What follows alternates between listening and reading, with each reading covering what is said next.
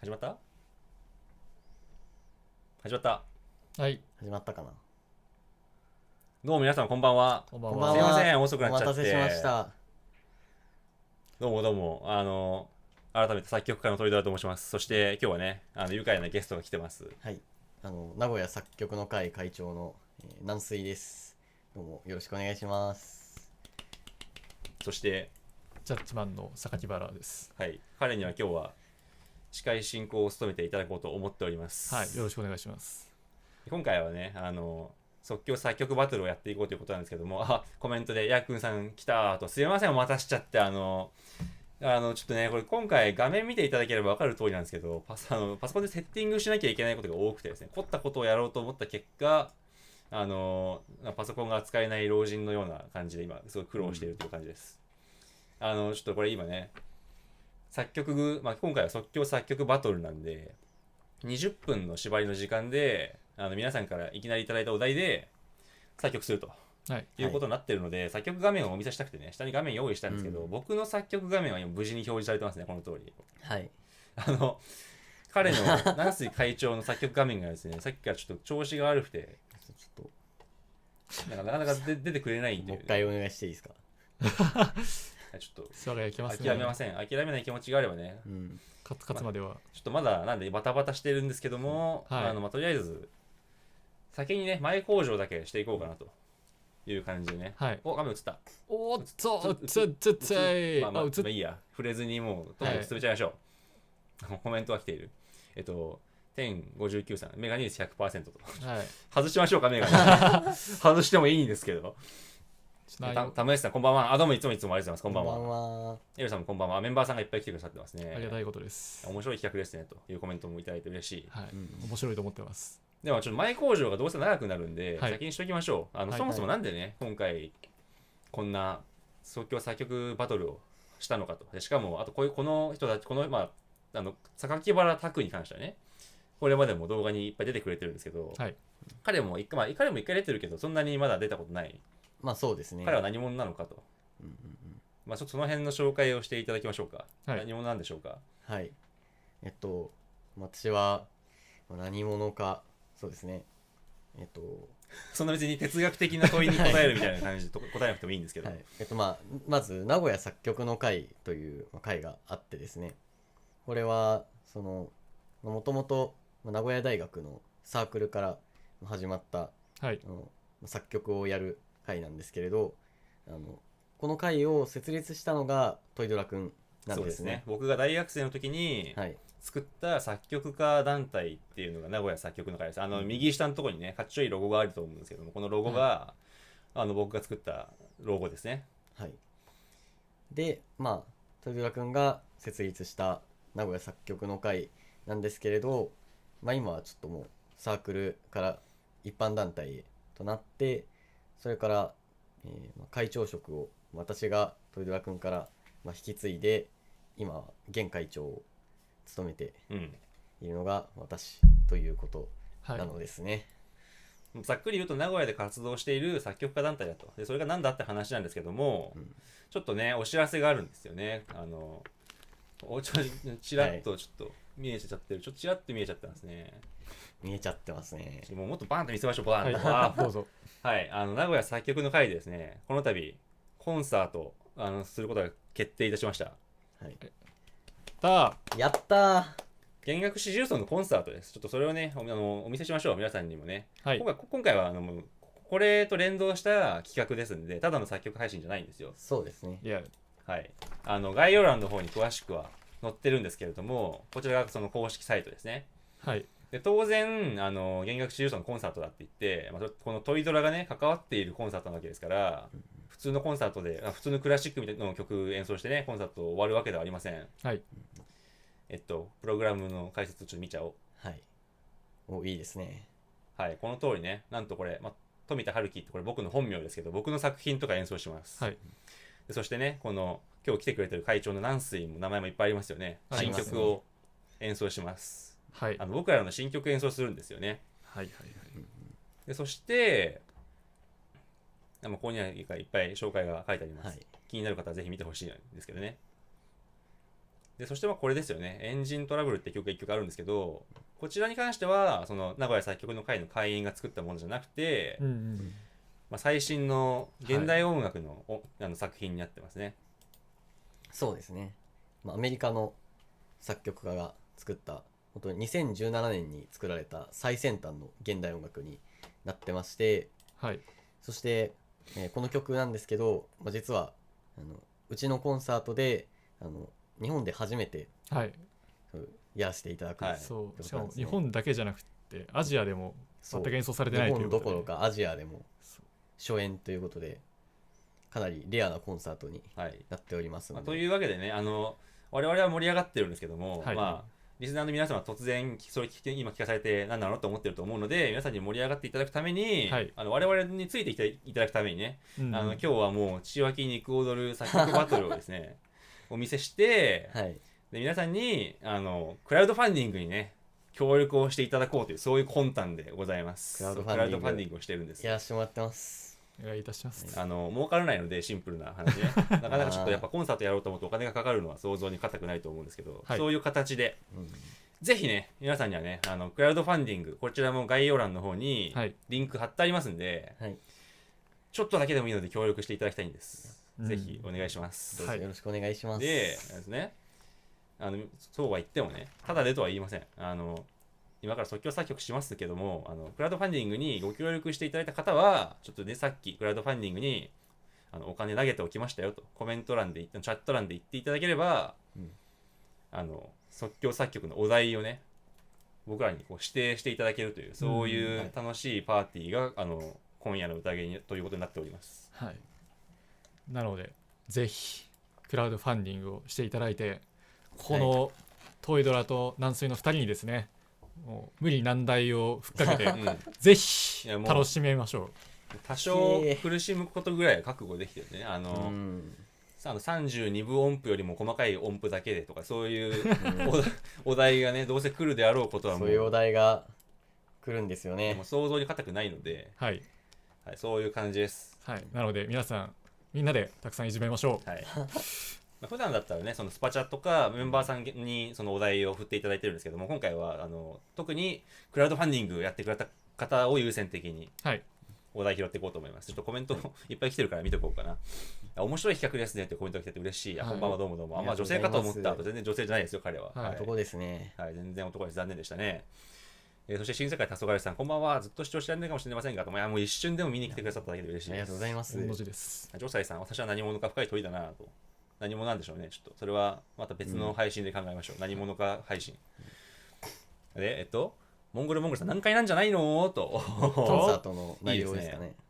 今回のコンサート結構本当に面白いんですよ。そ現代音楽って言って分かる方いるかどうか分かんないですけど、要はアーティスティックな結構、コンセプチュアルな楽曲揃ってます。とはいえ我々は結構若者なわけですけども、そのピチピチの感性を生かした最近はねその現代音楽の難解なアートですみたいな音楽の世界でもうポップスと融合し始めてるわけですけど、うんそういうようなそうですね雰囲気もあって結構新しい響きのものが多いですね。う。はい、意外と聞きやすいのも。はい、ぜひご期待ください。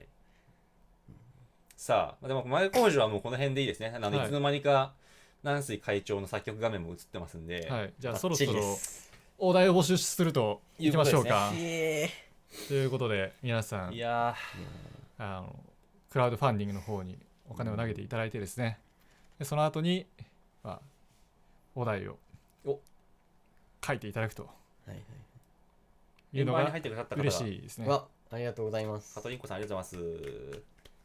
ちょっとねクラウドファンディングはい初めてだとアカウント登録とか必要でパパってやるの難しいかもしれないんですけども、確かに。はい、できれば今日はスパチャではなくクラウドファンディングの方が嬉しいです。うんちょっとクラウドファンディングどうしても難しかったらなんかちょっと、スパチャとかでも全然、別にいいんですけれども、できればねクラウドファンディングをそうできればよろしくお願いします。ですね。はい、でとりあえずお題を募集、お題を募集しつつそうお題を募集、ですねフリートーク、はい、うんうんうんそうそうどうしようかな。メンバーさんとかなんかスパチャとかでも一応お題は言ってもいいことにしますか？一応そうですね、うんうんうんじゃあなんか実際採用するかわからないですけどクラウドファン以外の方でもねお題を言っていただいて大丈夫ですので、はい。まあ、大体ね普段僕、まあ、これ即興作曲配信は3回目かな、僕は多分3回目なんですけそうだね、ど、クリぼっちとその前であそう2回やってますよね。よく見てらっしゃる大体うちのメンバーさんはね音楽的な知識がやたらと豊富な、ひどいド S の人たちが多いので間違いないです。ひどいことになることが多いんですけれども、はいはい。今回はどうでしょうね。どうなんでしょうね。弦楽四重奏ってことなんでね、なんかまた今までとは変わってくるかもちょっとね、違しれないったですね。お題が来るかもしれませんよ。そうそう、今日ね弦楽四重奏の編成で曲を作るっていうことだけは縛りでね、はいはいはい。ここは決定ということにさせてもらいます。コンサートで弦楽四重奏をやるので、そうですね。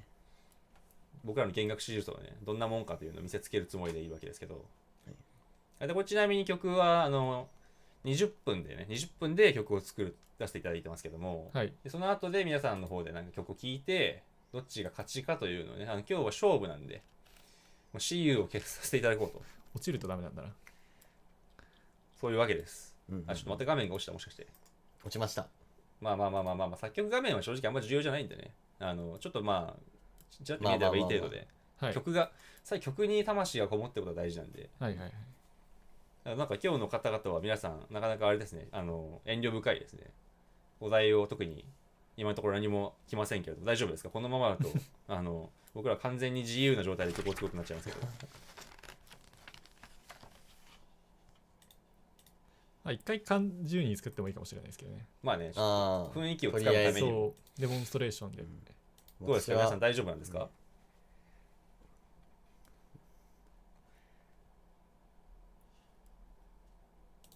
さあ静寂が流れております。静寂が。おっとっと、おっとっと。これあえて僕ら静寂をね漂わせることによってやばいなんか書いてあげなきゃかわいそうっていう雰囲気を作ろうっていうそういう綿密な計算なんで今ね。なんか寂しそうにしてますよ、これは。寂しそうにしちゃってますけどねこの4人が。なんかどこでやるかぐらいは言ってもいいんじゃないですか。そうですね。そうでしたね。合間に今日はステマがいっぱい入ります。ステマどころじゃない全然ステルスマーケティングじゃないけどいっぱい入りますんで。大今なんでちょっとじゃあやりますと、そうですね、まずはトップページに行ってもらってですね、はい、トップページ、名古屋作曲の会第7回演奏会ということで、日時がですね、今年のもう3月の20日じゃない、8日。全然違ってびっくりした。ちょっと8日、8日のことを8日っていうのがちょっとずっと20日と混同されるんですよ。確かに。そういうやつはクラスに3人ぐらいはいました。はいはいはい。で、それが17時30分会場で、場所がどこかというと南文化小劇場ホールっていう名前なんですけど、南文化小劇場ホールって多分ね日本全国にたくさんあると思うので南ね、間違いないでほしいのでちょっと場所を言いますとですね、この名古屋、愛知県の名古屋市にある、南文化小劇場になります。で場所がこの愛知県名古屋市南区なんとか通り2丁目読めないんですけど近間通りですか。はい、なるほど。これが、名古屋市の地下鉄の名城線っていうのが、日本初の地下環状線なんですがそれの堀田駅どうでもいい情報混ぜるなよ堀田駅から、行ってもらえると多分一番いいんじゃないかなと思います。今回料金1000円っていうのもねすごい安い。そうですね。超安いです。なかなかこうね演奏会で1000円っていうのは聞かないと思いますし、どんなに安くても2500円とか、そんな感じなんじゃないかと思うんで、ぜひね、1000円払ってもらってですね、エンジントラブルの初演ないし、我々の初演曲を、聴いてもらえれば、僕はね、世界初演なんで当然、独り占めですよ。独り占めではないですね。みんなで共有はするけどちょっとコメントが来ていますね。モンゴルさん、ジョン・ケージ歓喜とちょっとごめんなさいくっちゃべっちゃいました今。新世界達郎さん11拍子お願いしますと。出た11拍子出たいきなりのこれ音楽ガチ分析チャンネル流のお題がね飛んできましたね。タム S さん、お題ノンビブラートを生かした進学習ですなんかね、やっぱりなんかちょっと違うんですよね、観点が。鋭い切り口は皆さんね。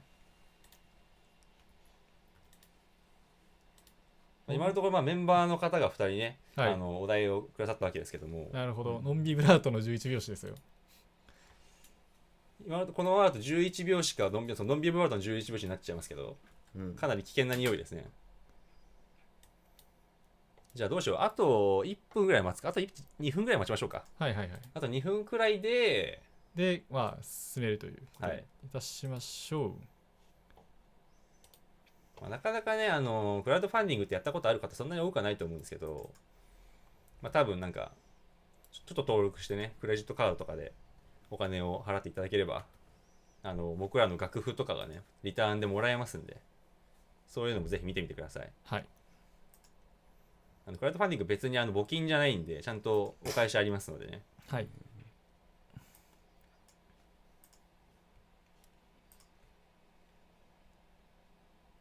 いや、このままだと11拍子のノンビブラートになっちゃう。てかノンビブラート、ノンビブラートって再現できるのかな、そもそも僕らの作曲環境で。ちょっとそこ再現できるかどうかがわからないので微妙なんですが。確かに、まあ、ノンビブラート、頭の中でノンビブラートを聞いていただいてね。脳内保管ノンビブラートっしていただいて。ていうと一般的には何でしょう、古楽とかになるんですかね。確かになんか昔の曲は、というか人たちはあまりビブラートを聴かせずに演奏してたみたいななかったって言いますからね話ですよね。まあ、最近ではもうビブラートを聴かせた奏法は一般的で、あんまりノンビブラートを使うってことはそうですよね。ないと僕は認識してますけど、どうなってしまうんでしょうね。逆になんで最近の人たちってビブラートかけるんですかね。やっぱそっちの方が劇的だからですか。あ、じゃあ時間にあったので、この辺ではい。追っ始めましょうか。はい、じゃあ、とりあえず、どうしよう。まあ、ノンビブラートを生かしたこちらの演奏会ですが、オンライン配信はないですかコメンね。今回のコンサートはオンラインはないですよね。オンラインは、そうですね、ライブ配信はないですけど、アーカイブは、はいYouTube で後日上げようかなというふうに思ってますなるほど。ので、まあ、そちらを、遠方の方とかもね、見ていただければ。確かに、はいそうですね。なんで、まあ、はいそのチケット代代わりにですね、ぜひクラウドファンディングの方をご支援いただければいいのかなと思います。素敵なもう魅力的なリターンもちょっとご用意しておりますので、はい。リターンについてもまた後ほど説明させていただきたいと思いますので。今日は3回戦あるんで。はい。はい、じゃあもうそろそろちょっと。行きましょう。お題がもう3つ来ちゃったんでね。あ、本当だ。本当だノンビブラートを11拍子生かしたで、 11拍子ノンビブラート。ちょっとお題を書いていきましょうか。はい。ノンビブラノンビブラート難しい。11拍子、ちょっと音源の関係上ビブラートが勝手にかかっちゃうかもしれないけど、まあ生かしたものを作るってことですよね。そうですね。脳内保管ということですね。ノンビブラート、コンディミはどうします？で、コンディミ使ってくださいっていうのも来てますね。はいはいはい。コンディミちょっと要素を増やしすぎてもあれなんで、2つずつぐらいにしましょう。はい。一応メンバーさんの方々も今一応優先ってことになってますしね。はい。よし。それでは、ちょっとタイマーをここにあるけど、タイマー僕がオンにしますね。じゃあオフだけ僕がやるってことで、はいいきましょう。はい。それでは、皆さん、位置についてください。はい。では、即興作曲バトルファーストラウンド、11拍子、ノンビブラートで、スタートしたいと思います。3カウントで始めるんで、 OK ですよろしくお願いします。3、2、1、スタートです。クリアファンさせていただきました。どうもありがとうございます。カトリンコさん。作曲今からしようと思ってたのに嬉しすぎて。カトリンコさんありがとうございます。ありがとうございます。いいながら11拍子を打ち込む。早速トイドラはもう3回目だということでね、もう余裕しゃくしゃくのスタートですけどもね。きついきついいやこの先どうなるかってところですよね。 11拍子。いや11拍子ノンビブラートということでね、本当にどうなってしまうのか。おっとナンスはもうすでに表紙をセットしていますが、いやここ11拍子っていうのがやっぱポイントでね、分母は決まってないんで、これ8分の11なのか、16分の11なのか、4分の11なのかというところで、曲奏もね結構変わってくるんじゃないかなと思います。さて2人とも表紙を、設定し終わりましたね。おっとここでトイドラ、表紙をですね3たす3たす3たす2拍子にしました。これはかなりプログレッシブな曲が期待できるんじゃないでしょうか。やっぱノンビブラート、ビブラート奏法を使わないってことを考えるとね、割とポップな方向に振った方がやりやすいかなとちょっと思いました、ね。なるほど。確かにポップスだとあまりビブラートを聴かせるということはないかもしれないですね。この速いパッセージだと特に。さてどうかな。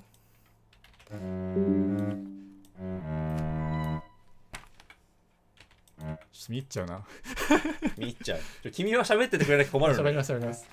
カトリンコさん、コンサート楽しみにしてます。ありがとうございます。ぜひとも楽しみにしていただいてということですね。曲目についてもちょっと話していこうかなと思います。今回演奏するのがですね、1、2、3、4、5、6、7曲となってまして、そのうちの、6曲がですね、閉会、名古屋作曲の会の、会員による作曲の曲となります。で、名前を言っていきますね。いつだって届かない明日を夢見てサザン、弦楽四重奏のための耐えるもののアリア、これが、今横で作曲しているトイドラの、新曲となっていますね。で次が、面白くない20世紀少年ということで、ユオさんの曲なんですが、どう面白くないのかちょっとやっぱぜひね足を運んでいただいて、本当に面白くないのか実は面白いのかもしれないというね、そういうところも楽しみにしていただければいいのかなと思います。でこれが前半部でして、その前半部のと後半部の間をブリッジするような形でですね、スコット・リーという、アメリカの作曲家のエンジントラブルという曲を、日本で初演するという形になります。でこの後後半で、私の曲が、その次でして、カラーミーポップ、ニセールナールの渋谷系博物史というなんかもケレン味たっぷりのタイトルの曲でしてね、これについて、ちょっと後で話してもいい気がするんですが、そういうケレン味のたっぷりなタイトルの曲で、実際内容もケレン味しかないんですけど、ケレン味の塊みたいな曲があります。でその次が、榊山大輔というたまにこの音楽ガチ分析チャンネルでもですね、出てきてくれるいかついおじさんがいますけども、その人の新曲である、ファンタズマ、ノスタルジアという、ストリングカルテットのための曲があります。で最後が、閉会の、会長であります、横で今作曲してます、軟水の新曲、空の弦楽四重奏といった形で、実に盛りだくさんですね。でお堅いんじゃないのって思った方いますけれども、そんなことはなくてですね、全体的には嘘だな少なくとも3曲は相当ポップな印象を受けると思いますね。かなり、ポップな曲が揃ってます。この重たい曲もまた混ざってるっていうのがいいですよね。そうなんですよね。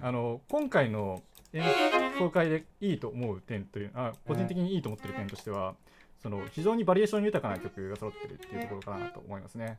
なんだろう、現代音楽のコンサートとかだとすごい硬い曲が揃ってるみたいな印象があると思うんですけど、そうじゃなくて、硬いところから、柔らかいところまで、肉の部位全部揃ってるみたいな感じのコンサートになっているかなと思います。なんてうまい例えなんだ。なんで肉が好きな人はぜひ来てください。面白いことやめてよ。おっと話してるうちにだいぶ進みましたね。5分も経ってんの？おーっと5分も経ってる。本当だ、5分経ってる。やばい。あんまり皆さん時間を気にしすぎるといい曲が書けないんで頑張ってほしいですね。やはり重力論譜をね敷き詰めて、いく感じなんですかね、2人ともね。と思いきやですけども、やっぱり軟水とトイドラでちょっと曲調が違いますね。やっぱトイドラがかなりポップな方向でいくっていう宣言をしたので、軟水はまた別の方向性でいこうとしているのが垣間見えますね。いや反抗期しかいないんでね。名古屋作曲の会には反抗期のやつしかいないんですよね。ジョサイさん、小学ですがクラファン参加しました。応援してます。ありがとうございます。ありがとうございます。いや本当に楽しみにしてください。嬉しいことが多すぎて泣いちゃう。いやマジで富田春樹の視聴者の皆さん、本当にもう富田春樹の人間性とは違って本当に素晴らしい方ばかりでいやちょっと勘弁してください。もう本当に今富田春樹は僕ですね。トイドラですけども、はい、頑張ってくださいませ。ちょっと暑いんで脱ぎますね。ちょっともうすでに熱気がムンムンしてる。わかります？皆さんもう蒸気が出んばかりの熱量を今発してるんですけど、なかなかすごいですよね。狭い部屋に男3人集まって作曲をするっていうのはちょっと皆さんも真似してみるといいですよ。結構ね CPU 使ってることがわかりますよ。 DTM やってる時のパソコンとかね。結構いいせ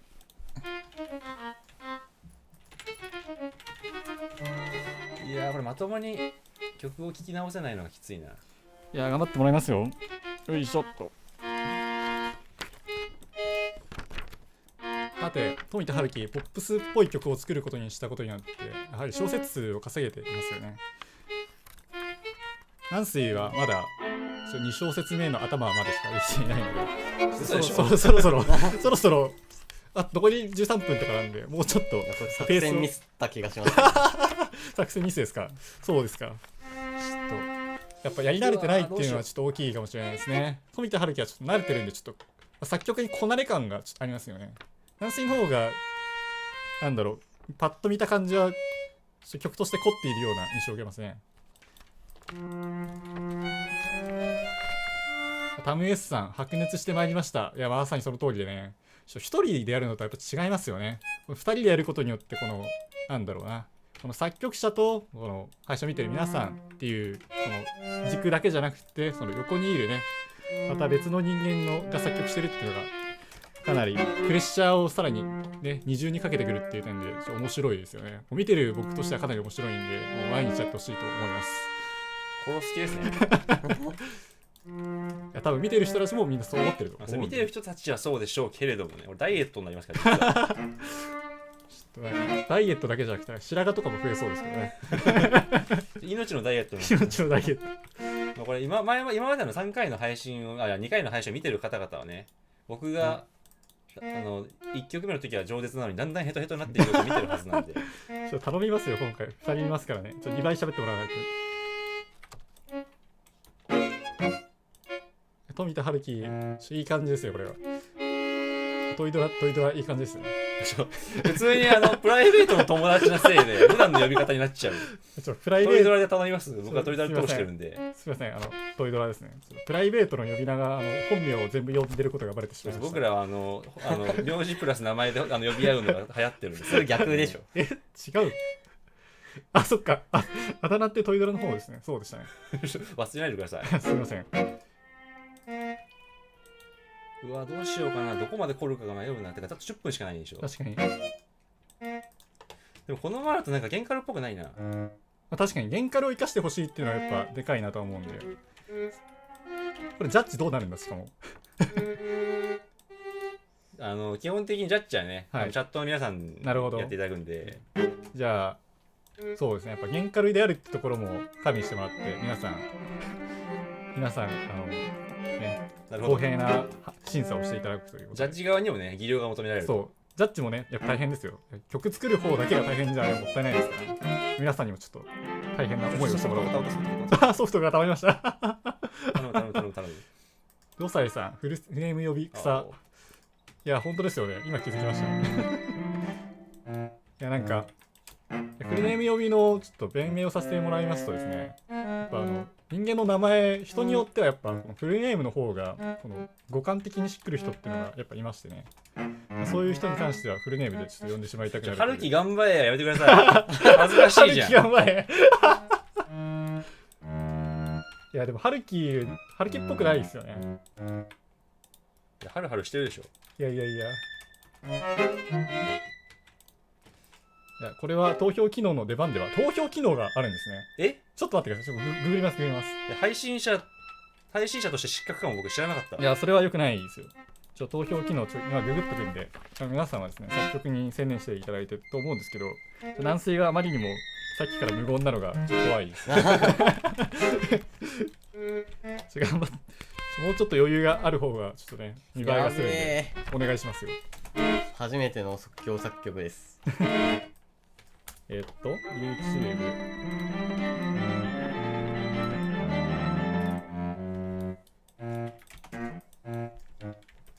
配信投票機能使い方バカみたいな調べ方だな。インターネットの使い方としては正しいから。ちょっと今言いますね。結構昔からあるっぽいですね。そうなんですね。はい。パーセントでアンケートが取れるんだ。アンケートを作成する。じゃあこれを後で見てやってもらいましょうかね。なるほど。いや皆さん YouTube についてすごい詳しくて助かります。本当です。助かります。YouTube を普段使ってないのがバレちまいますね。さて皆さん今8分40秒ということでね、もう10分切っちゃいましたよ。半分過ぎたというわけですけれども、ぜひ完成させてください。シーキレトンボにならないように曲を終わらせる努力をしてください。あと8分。あと8分です8分ならまあまあまあ。おお、なるほど。これは勝者の余裕なのか。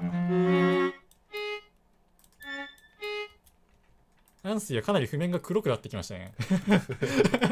大丈夫なのか。黒くなってきた。おお、ちょっと。なんこれだろう。かなり気になりますどうけどね。なってるんだろうな。いや、まあ実際どのような曲になるのかっていうのはね、まあできてからのお楽しみというか、2人はね、まあ、お互いの音しか聞こえてないんですが、まあ、私もね、皆さんもですけれども、同時に2つの音が聞こえてきて、何のこっちゃわからないという感じなんですよね。さてさて。さあ、7分40秒。10分切ったあたりから、ちょっと1分ぐらい、1分ずつぐらいで、ちょっと刻んでいこうかなと思います。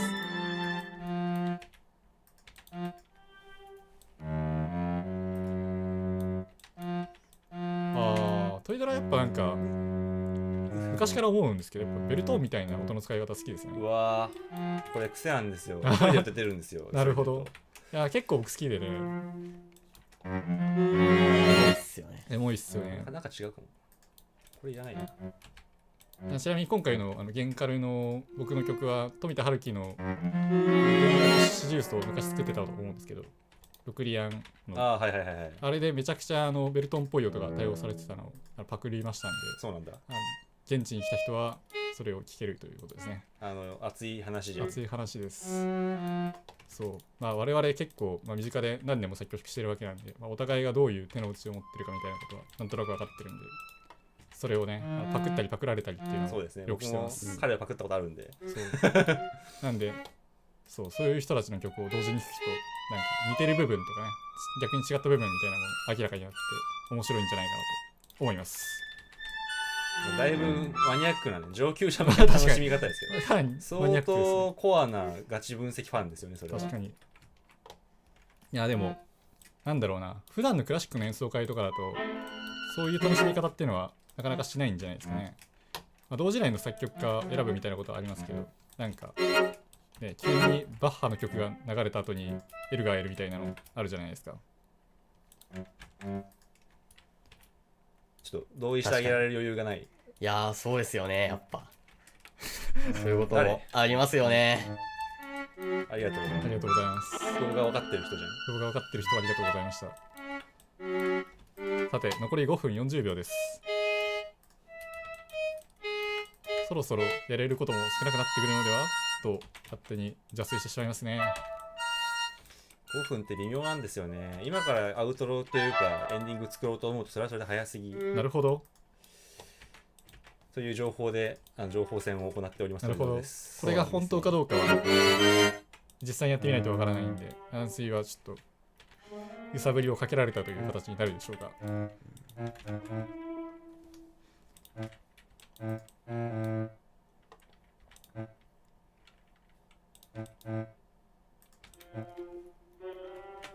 さて、5分切りました。5分切ってしまいましたよ。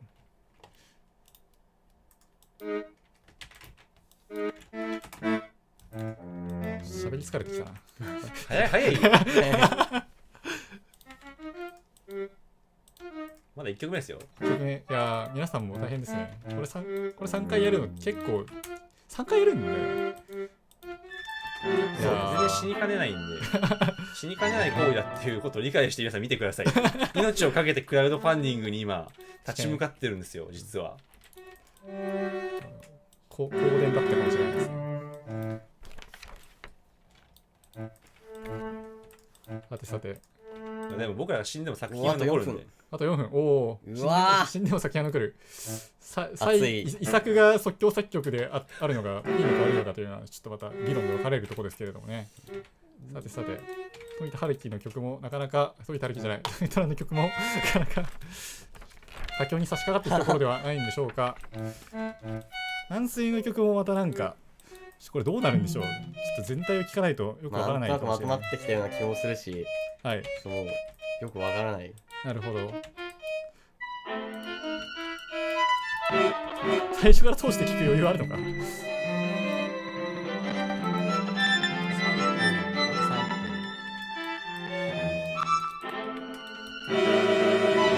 なるほど。さあこれはどうなるのか、どういう評価になるのかちょっと微妙なところですね。かといって観客におもねるということもまたないのがいいと思いますので、皆さんなんならおもねる余裕がないです。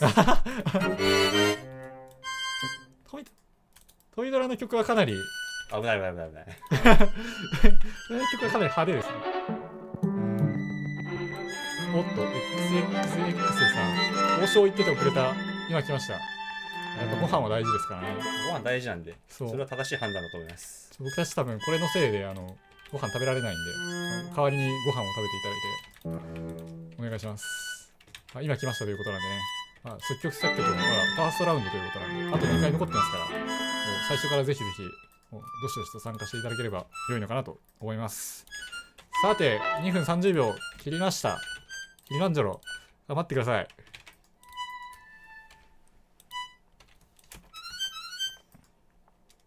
うおー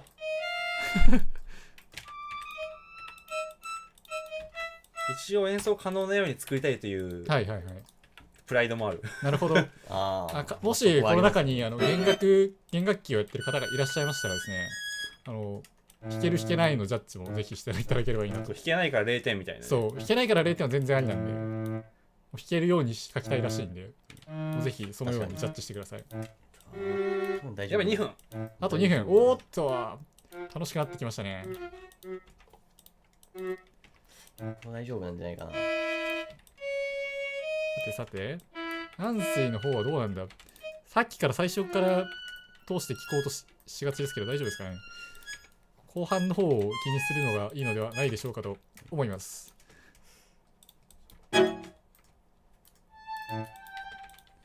さてさて1分30秒切りました。こ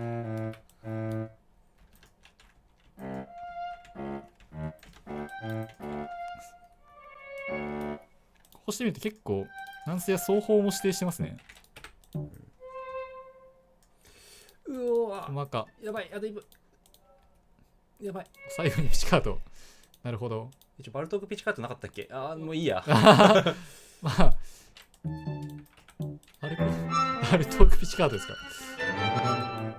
現代作曲家あるあるバルトークピチカートを使うをやってしまいますね。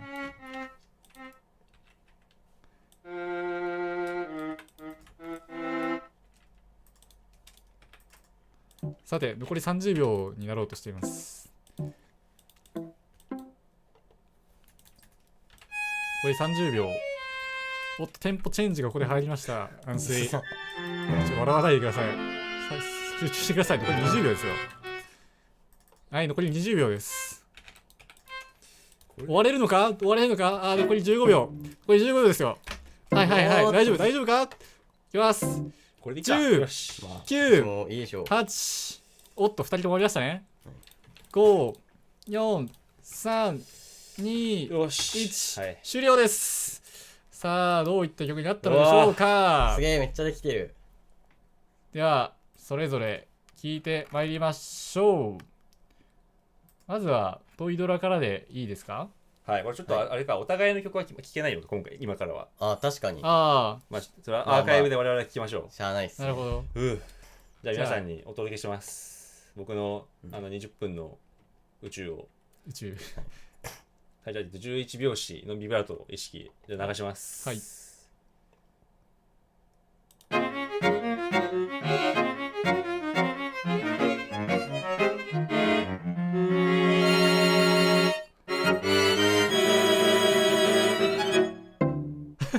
おお、なんかめっちゃかっこいいかもしれない。かっこいい感じが譜面から伝わってる。譜面からね。画面から伝わって。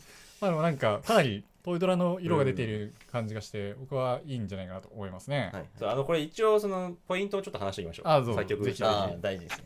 まあ僕はその11拍子を16分の11で捉えて、はいはい3332、まあだから講義の4拍子として捉えていましたね。なるほど。でもうね、ちょっと時間がないというのもあってもうリズムで攻めました。はい、以上です。はい、わかりました。では次軟水会長の作品を聞いてみましょはいじゃあこれ流せばいいのかう。はい、流してください。な。流します。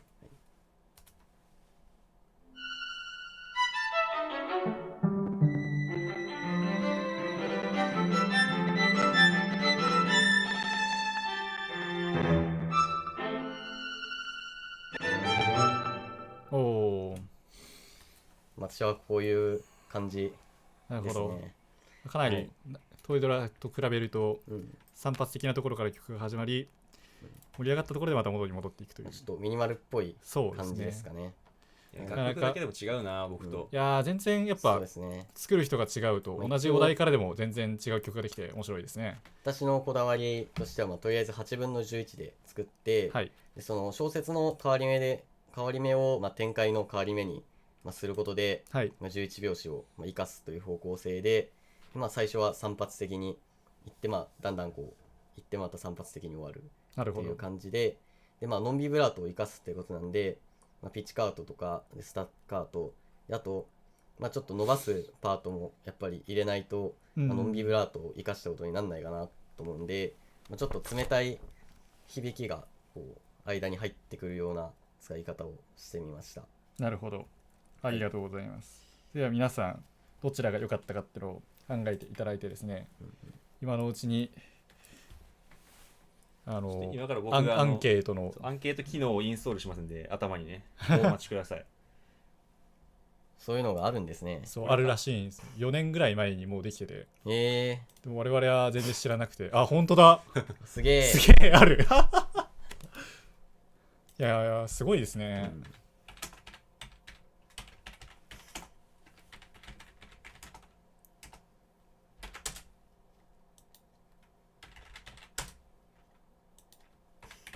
おおお。ではおアンケートを開始すると流れるのかな。すると、皆さん勝者をですねお選びください。勝つのは2人に1人となっております。何分にしましょうかね。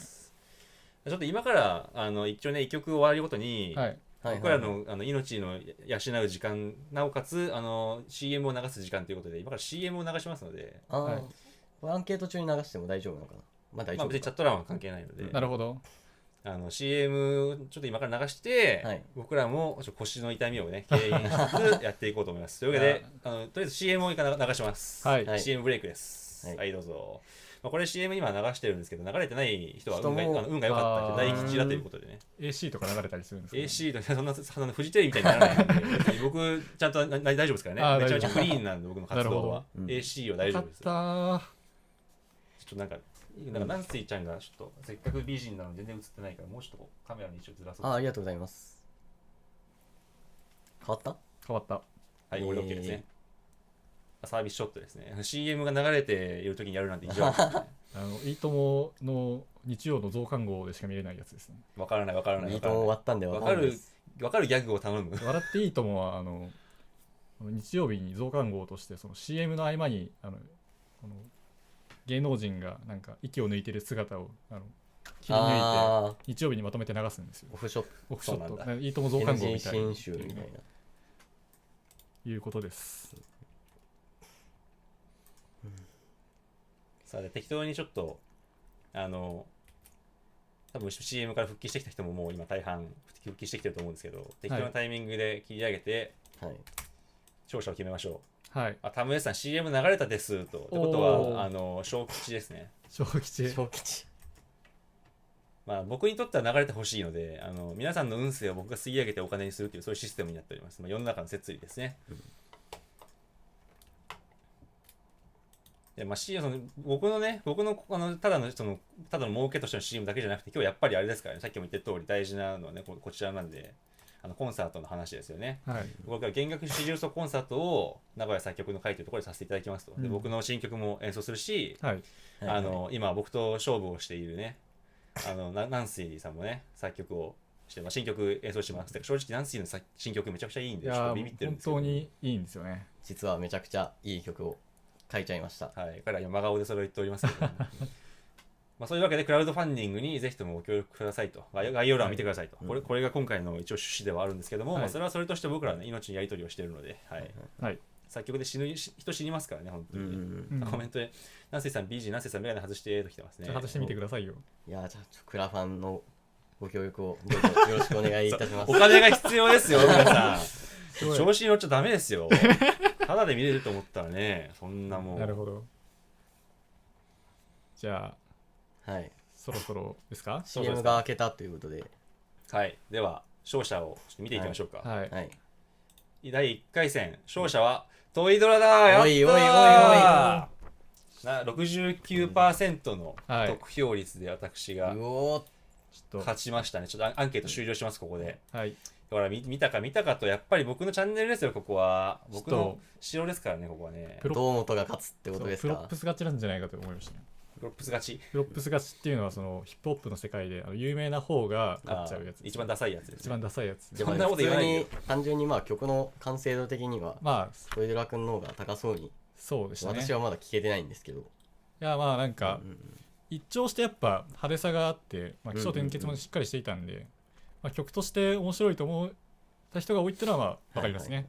まあちょっとでも僕らしすぎる作風を1曲目で出し切っちゃったので、確かにここからあんまり同じのは続けられないなっていう危機感を今持ってま確かにす。いや同じのが続くとやっぱなんか弾ないのかなって思っちゃいますよね。本気で悔しいですいやまあ、はいここから2連勝でナンスイが勝つっていうねあれもそういうこともありえますよねまだシナリオとしては、はいじゃあそろそろ次行きますか。そうですね、うんじゃあ次のお題を募集しつつクラウドファンディングのページで返礼品などを返礼品っていうと見ていきちょっとふるさと納税みたいになっちゃうんですけど、見ていけたらいいのかなと思います。僕らはねコンサート弦楽手術のコンサートの、まあ、今回応援企画ということで今やってますけどもお知らせじゃない。クラウドファンディングをね開催のためのお金を集めさせていただいておりますがはい違う僕のコラボのお知らせもありますよね。はい、あれどこだないやん。ちょっと古い情報の方に行っちゃったかも。まあこれ多分トップから飛べるのでクラウドファンディング見に行きましょうか。ああなるほど。クラウドファンディングクラウドファンディングちょっと固まっね今作曲の熱がこもってるせいでパソコンが全体的にねちょっと重くなってるんですよ、ね。あったあったこれですね。はい、こちらですこれ見てください。僕です若い時のっていうか、まああんま変わんないけどはい。クラウドファンディングちょっと紹介させてください。はい見てくださいこちら。あおーすごい増えてるありがとうございますありがとうございますもうぜひこどうのもね生放送中に終わらせましょう。うん素晴らしい。ありがとうございす。ますありがとうござい現ます。在 75% ということで、まだ、まあ、100% には言ってないんですけれども、はいジョサイさんとかスカイノーバさんとかのコメントもいあーただいてます。ありがとうございますありがとうございます。はい。といまあ、うことですみません。返礼品を見る、リターンを見るという話でしたね。はいうん。ターン1、あちょっと、はい。はいおっとっと、はいターン右側をちょっとご注目いただきたいんですが、まあ、1つ目がお礼のメールということで、ね、お礼のメールを差し上げますみんなの心の声が聞きたいという方はですね、1000円とシステム手数料を払っていただき、システム手数料。メールをいただき、うんメールを差し上げます。まあはいもうメールをね、たかがメールかと思うかもしれないんですけど、まあ、もう誠心誠意、もうね、はい書かせていただきますんで、そうです、本当もに。ぜひメール欲しいなという方は、ぜひお礼のメールよろ、しリくターンします。お願いしますお願いしまお願いしますで、はい2つ目が、おそれか礼のらはメール、そうお礼のメールとクレジット決済でまあ3000円以降の決済決済じゃない。ケクレジット掲載もですねう、面白い髪型をしないでください。はい、クレジット、だ掲載からお名前をね、ホームページそうに載せさせていただきますよという話。これは3000円まあ、以上の方はみんなはい。これは差し上げ掲載いたしますんで、はい。はい、もちろんまあ、載せないで恥ずかしいよっていう人は、まあ、掲載しないこともできます、はい。で、まあ、目玉はこの辺からですよね。確かに画面データが。うんうん6点セット、本コンサートで初演するデータの PDF をはい6曲分セットで、6曲セットで5000円っていうのはかなり安いですよね。そうですね。なんかテレビショッピングみたいになっちゃうけど、確かに実際安いと思います安よ。いってやつです。ここに今いるね、この僕ら3人の曲もはい含まれていますし、ここにはいない他の、残り3人の曲も含まれていると。はい。はいそういうことなんで、まあぜひ曲のデータが欲しいという方もね、もう5000円プラスシステム手数料をはい払っていただいて、よろしくお願いしますよろしくお願いしますいちいちで、次がですね、まあ、初演時の楽譜データ6点と、まあ、手紙ですね。はいうん。手紙なんで、このメールではなくてですね、もう手書きの紙がそう来ま。ですす手書きに重きを置いている方はやはり手紙の方がいいのかなと思いますので、そうですね。なんか僕やナンシーの筆跡に用がある人はね、これでちょっとお求めいただければと。そうですね、手紙なんでちょっとね、メールではできないような表現とかもできたりするかもしれません。そうですよね。うん行間を多めに取ることによって表現的な効果を増すみたいなね。そう本当に点々点ありがとうございましたみたいなことができるので。なのでやっぱ、ね、メールよりもだから各、ね、会員の個性とかも垣間見えると思うんで、そういったのをね、楽譜と照らし合わせて見れるというのもお願いしますまた一興なんじゃないかと思います。よろしくお願いします。ちょっと一旦コメント読ませていただいていいですか。はいはい、いや皆さんも今日結構あれですね、非常におしとやかですね。全然僕らをいじめようという、うんうんお題が全然飛んでこないので安心してますけども、はいはいはい。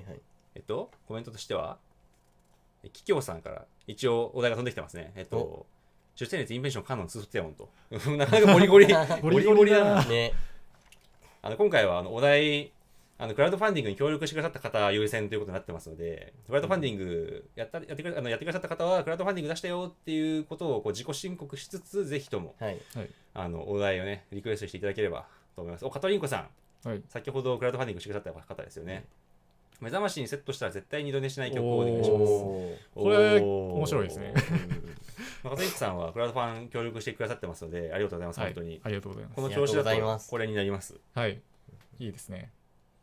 ちょっともうちょっとお題を待ちつつ話をはい。戻しアナリティクス画面が今見えちゃってますね。61人がちょっとどうでもいい。はい。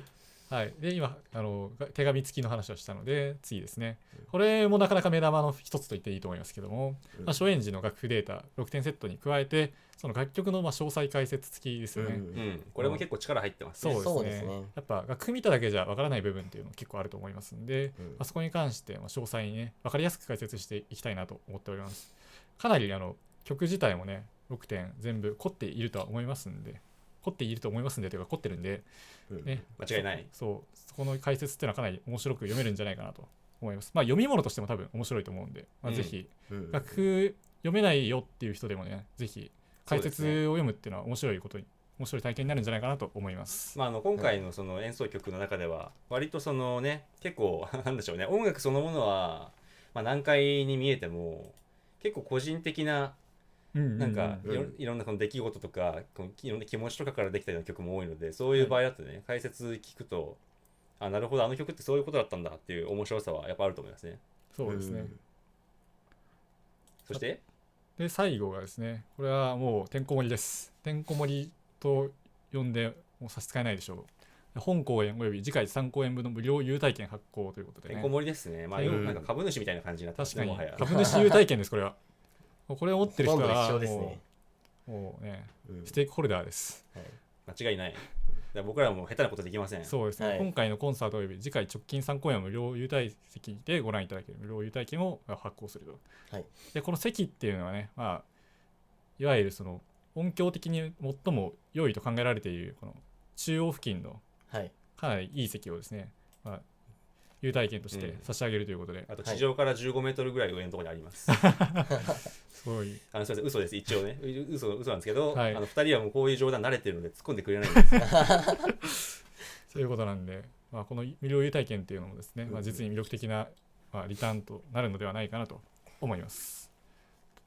以上がリターンなので、ぜひクラウドファンディングをと。そうですね。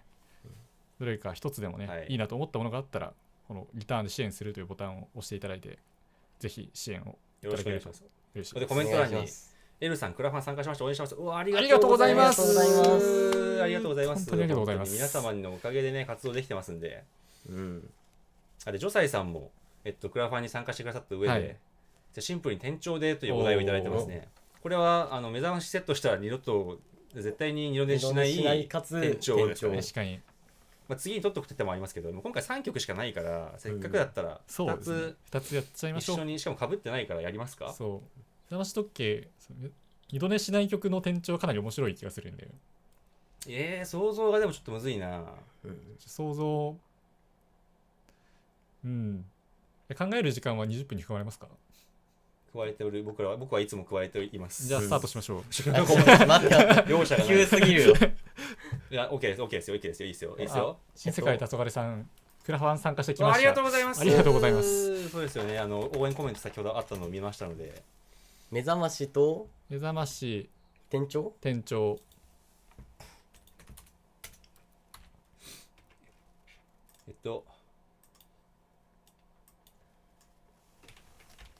目覚ましにセットしたら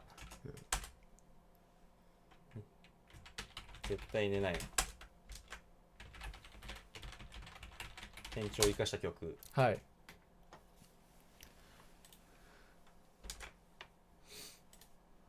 これですね。はい。よし。それでは先ほどと同様にですね3カウントで始めさせていただきたいと思います。2人とも、用意についてください。これが用意ということにします。はい、ではいきます。3、2、1スタートです。はい、始まりました。どうしよっかな。セカンドラウンド、目覚ましにセットしたら絶対に2度寝をしない、かつ店長を生かした曲。絶妙なお題をみんな投げてる。いやーこれかなり絶妙ですよね。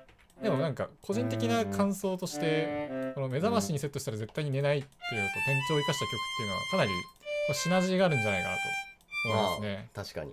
そう店長を生かすとやっぱ高揚感とかも生まれてくると思いますんで、まあ、眠ることも難しいであろうと考えられます。突っ込まれた。セカストになっちゃった。セカスト。セカンド。セカンドですね。はい、失礼しました。失礼しました。これすごいどうでもいい情報なんですけど、トイドラは最近セカストで服を買えばいいことに気づきましたね。トイドラは服にかなりこだわりがない方なんですけど、やっぱなんでしょうね、周りの人からちょっと、見栄えがあまり良くないと言われることもあるので、そしたらもうセカストで服買ってそれを着ればそれなりに見えるということに最近気づきまして、セカンドのことがセカストに見えてしまいました。すいません、真相心理が出ちゃいました。はい、セカスト大好き。セカスト大好き人間。これからはね、もうセカスト系 YouTuber として活動していくということで、どういうよろしくお願いします。さて、おっと。まあこんな感じだよな。よしよし。軟水、さっきとだいぶ曲調が違いそうですね。これは面白いことになりそうです。さっきとは全然変わってくるんじゃないですか、やっぱり。やっぱそうですよね。目覚ましに。目覚ましってやっぱね、どうしようかな。確かに、やっぱ、どうなんですかね。目覚ましっていうとやっぱり、元気そうな曲っていうのがね、まあ思い浮かびますけども、果たしてそういう感じになるのでしょうか。うわー、これ、解釈が分かれそうで怖い。確かに。目覚ましってね、まあ昔はその、ジリーンみたいなベルの音が主流だったわけですけど、このスマホの普及とかね、まあ、ガラケーの時代でもそうですかね、まあ、曲とかをセットすることができるようになったんで、まあ、目覚ましの解釈っていうのも昔よりはかなり多義的になってるんじゃないかなと思います。なんで、絶対に寝ないっていうのもね、結構人によって解釈が分かれるんじゃないでしょうか。まあ、そこもね、やっぱ2人いるんでね、まあ、2通りの解釈が楽しめるということで、私も今から楽しみであります。そうか。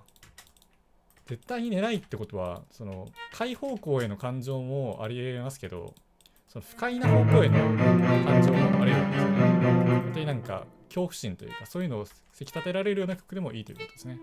確かに。これはどっちでいくんだろうな、2人とも。富田春樹はかなり元気そうな曲に見えますけどね、どうなんですか。おー、なるほどね。はいはいはいはいはい。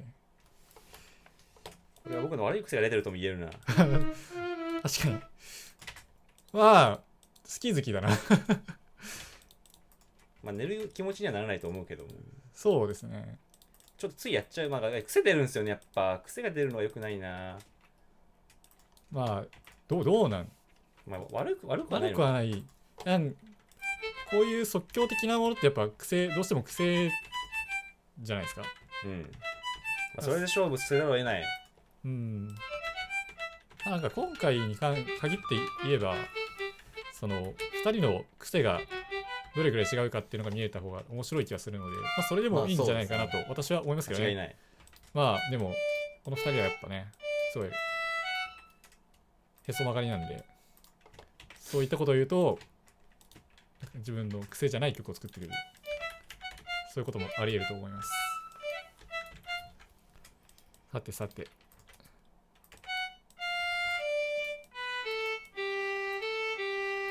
サザンさん、ノリが不明。ノリが不明です。逆にどう乗ったらいいです？教えてほしい。いいアイディアを。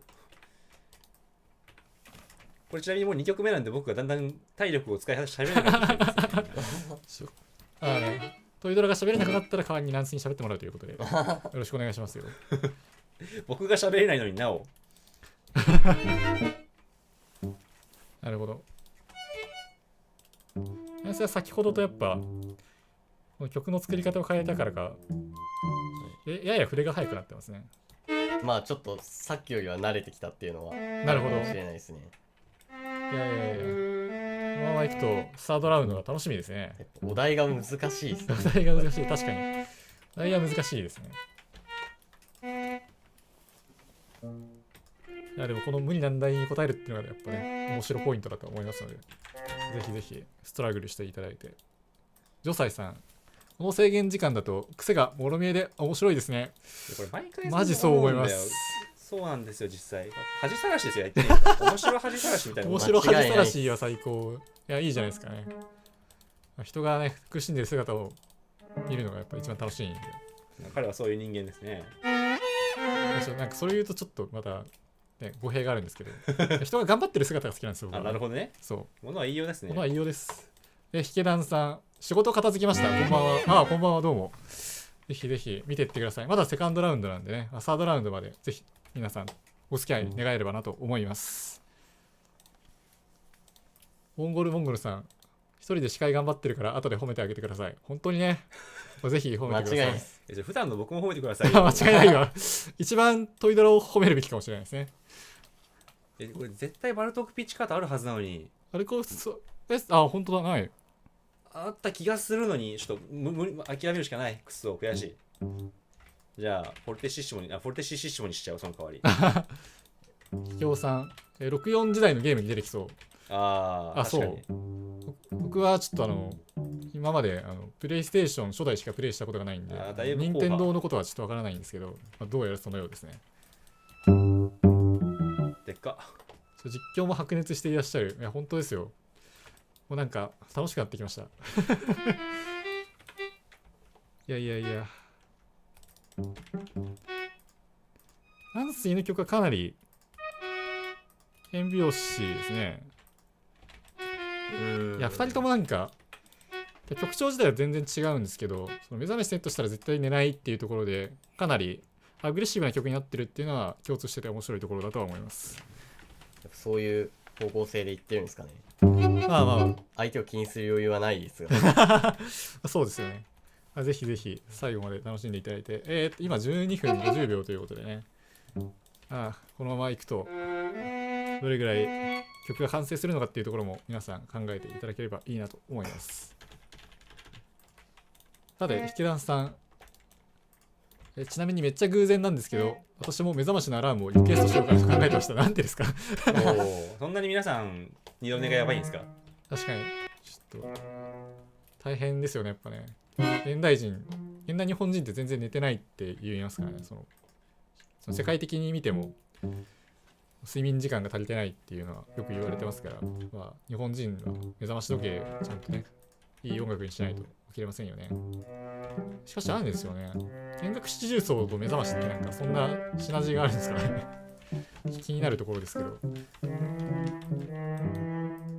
さて。だいぶ癖出てるんじゃない？私？うん。マジですか？出てるわ。うん、さっきと同じ楽譜にふずらになってる。いや、そうなんだよ。いや、面白いな。なんか僕もね、もう配信自体は見てたんですけど、こうやって間近で見たのは初めてなんで、間近で見てるのは多分ここにいる2人が初めてなんですけど、間違いない。いやここまで如実に出るとはね、面白いもんです。出るもんですね。書きやすいやつがね、ついつい。確かに。さて。ウェドラかなり分かりやすい形で転調してきましたね。かりやすいというか、その譜面で見て分かりやすい形で転調してますね。なんせ今これは転調、まあ転調っちゃ転調なのか。どうなんですかね。確かに転調する曲じゃないですからね、これ。転調を生かした曲なんで、頑張ってもらいたいところです。間違いない。あと皆さん忘れてるかもしれないんですけど、弦楽四重奏を生かした曲でもあるんで、頑張ってください。忘れてた。忘れてました。忘れないでください。ただの姿勢体の曲じゃないんで。なかなかトリッキーなお題で弦楽四重奏を意識してっていうのが難しい。まあ、確かにそれはそうですね。さて、今10分30秒切りましたね。もうちょっとで半分終わるぐらいですけれども、皆さん進捗いかがでしょうか。やばい。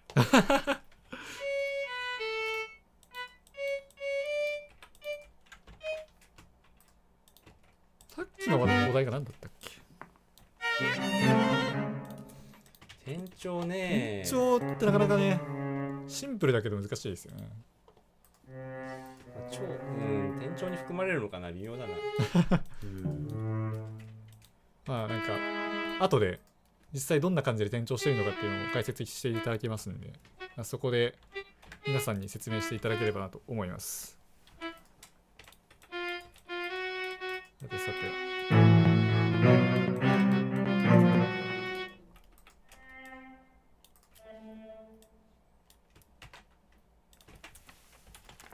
じゃあ改めて演奏会の宣伝をします。名古屋3年文化会の第7回コンサートは、弦楽四重奏コンサートということで、今回弦楽四重奏で、即曲作曲バトルをしているわけです。で、場所がです、時期がですね、今年の3月、2ヶ月もないぐらい、1ヶ月か。1ヶ月ちょっとぐらいですけれども、3月の8日土曜日にやります。で場所は、愛知県名古屋市にある、南文化小劇場ホールというところで、17時30分、18時開演ということで、あんまりポスター見てもちょっとちっちゃいんで分かんないかもしれないですけど、やります。全席自由です。1000円です。当日券を現地で購入するか、会員から事前に手渡しでもらうか、この2択でもらってってください。っていう感じなんで、ぜひともよろしくお願いします。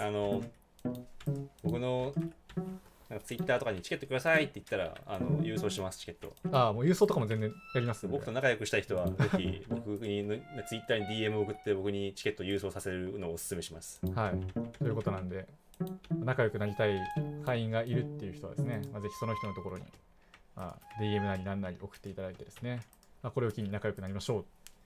僕と仲良くなりたくない方はタックやはい、軟水などに連絡を取ることをお勧めしております。はい、ちゃんと告げ口しておきますんで、よろしくお願いします。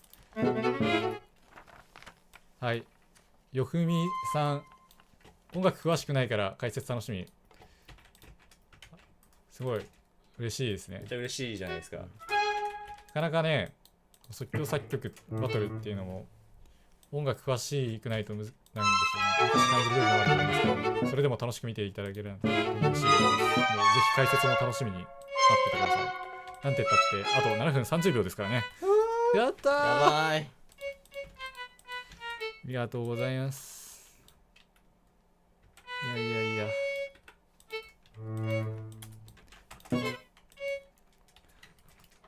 喋る余裕がない完全に。ない。すごいどうでもいい情報なんですけど、このポスターをデザインしたのは私で、チケットもデザインしたんで、もうぜひね、手に取っていただけると、個人的にはかなり嬉しいところですね。ありがとうございます。ありがとうございます。もうチラシを作っていただいてありがとうございます。感謝です。基本的にね、この彼も苦しんでだんだん頭がいかれてきてる。そうだんだん壊れていく人間を見るっていうのもね、また楽しいところだと思いますんで、楽しいのかな。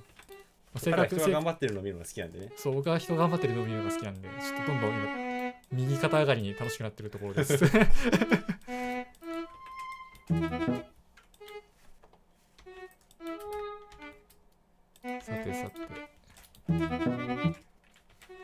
おっと一つ割と消えてしまいました。さてしまったな。水持ってこればよかった。あ、水あるよ。いや、いいよ。貴様は集中しなさいよ。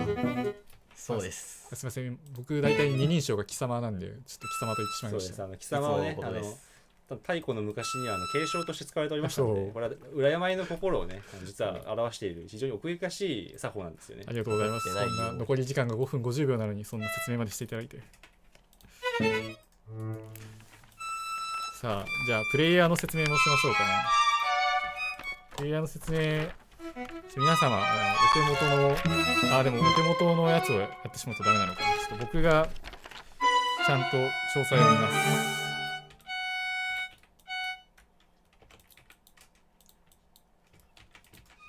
いや、これ店長は生きてないな、今のところ。マジか。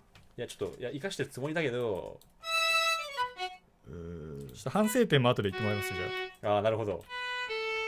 そうしないとやっぱね、あれなんで、あれなんでっていうのは、フェアじゃないんで。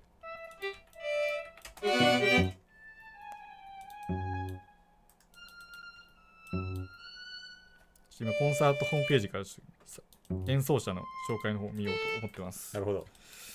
演奏者は、今回、ガチですね。ガチな人選をしました。プロの作曲家の方に。プロの作曲家じゃないですね。じゃあ演奏家の方々に頼んでまして、はい、ファーストバイオリンが、これは、名前の読み方が。ちょっと、わかります、私、すべて。読んでください。ファーストバイオリンが宇佐美優さん。違います、セカンドです。セカンドバイオリン、ファーストバイオリンが、曲を作らなくて大丈夫かな。私が曲を書いちゃってるけどいいのかな。最初の文字。はい。向こうよしあやかさんです。向こうよしあやかさんです。すごい名前。そうなんですよ。一瞬読めなかったのをちょっと許していただきたいんですけど、向こうよしあやかさんで、愛知県民だと割と馴染み深いんですけど、このセントラル愛知交響楽団のバイオリン奏者の方ですね。すご。そう、めちゃすごなんですよ。ちょっとさ、集中してる人いたら驚き方が雑です、今。さすがにちょっと無理だ。許していただきたい。いや、なんで、そうなんですよね。なるほどね。セカンドが、本当に感謝しております。本当にね、素晴らしい方が来ていただいて。セカンドが宇佐美優さんで、こちらが万社団法人アマビレフィルハーモニー管弦楽団のソシエテプレイヤー、すげえ。ゾーン専門オーケストラに所属するという感じでございます。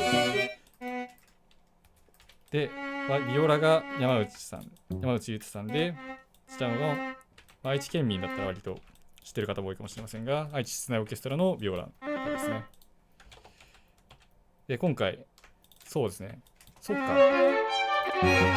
前に、この音楽ガチ分析チャンネルの生配信でも登場してもらった方なんですけども、尾上亮太さんという、チェロ奏者の方がいまして、こちらの方が、チェロをやっていただくということですね。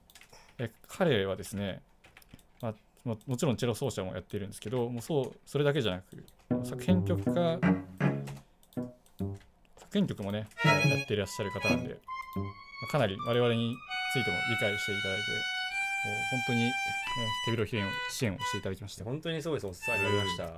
本当にこの演奏会はですね、尾上さんの協力なしにはできてないと思いますので、もう本当にこの場を借りて感謝を申し上げたいと思っております。ありがとうございます。そんな感じですね。その素晴らしい尾上さんが集めていただいたですね、4人の奏者によって、今回、弦楽手術をやるということで、もう、プレイヤーバチバチに決まっております。なんで、本当に期待していただけると嬉しいなと思います。さて、こんなことを話していったら、嘘だろ？あと1分50秒です。やばい。ジョサイさん、貴様オアフルネームって苦節用で笑った。本当ですよね。苦節用で笑ったという人間しかいなくてすみません。そう、二人称ってちょっと難しいんですよね。なんか人の名前ってしっくりこない時がちょっと多いんで、貴様になってしまいますね。ひょうさん、貴様の話、去年中学校で流行った。やっぱ貴様は流行りますよね。中学校で流行ったって言われてるやつよ。中学校レベルじゃないですか。ちょっとすいません、義務教育を受け終わってないんで、見た目に反して。幼稚園中退なんで、なるほど。そう幼卒。高卒卒じゃない、幼体。幼退なんで。さて、残り1分切りました。頑張れ頑張れ。軟水かなり譜面が荒ぶってますね。これは面白い。さてさてさてさて。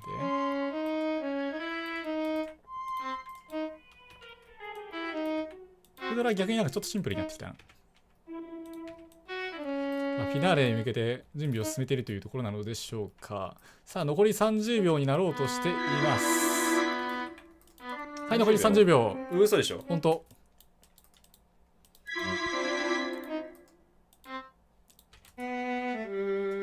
やばい。はい、残り20秒。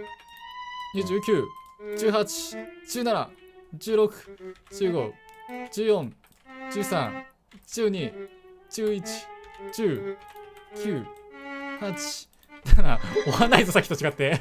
5、4、3、2、1。はい、止めて。うわさあ、スタカット。はい。おいそれはちょっと、これ、 1ボタンを、これ審議ですよ、ちょっと押し審議。ただけなんですけど。いやいやいやいやいや、これ入試だったら間違いなく失格ですよ。い間違いない。1、ちょっと書くだけ。ピーって。やー、これはちょっと審議ですね。これマイナス、皆さんこれマイナスポイントなんで覚えておいてください。そんな気になるじゃないですか。さてさて。まあ、曲を聴いていただきましょうよ。そうですね。まあ、先ほど負けてしまった軟水からーはい。曲を流してもらいましょうかね。いや、なんかね、ちょっと流すんですけど、はい。下2世がプレイバックされないかもしれない。なんでそれは困るでしょう下2が。世が聞こえないまま作曲をチェロとビオラが聞こえない。いや、まあちょっと一回聞いてみて一ダメだったら回やってみてください。一回ぜひやって、じゃあ一回ちょっと待って、はい音、軟水の方の音を一旦ちょっと切るので、これ流れないようになりました、今。あ、オッケー。やってみよう。今確認中ということになっております。あ、ななるなるなる。るやってる。オッケーオあ、やっッケーオッケー。たオッケー。じゃあ聞いていただきましょはい。う。どうぞ大丈夫です。はい。どうしようかな。では、いきます。はい。なんないな。いや、鳴らす方法分かったんで、ドリフ前の演奏のここから鳴らすといい感じになる。ソフトの癖がございますので、すいません。今回、配信が遅れてしまったのは、だいたい私のパソコンのせいでございます。はい。では、間違いね。いきます。はい。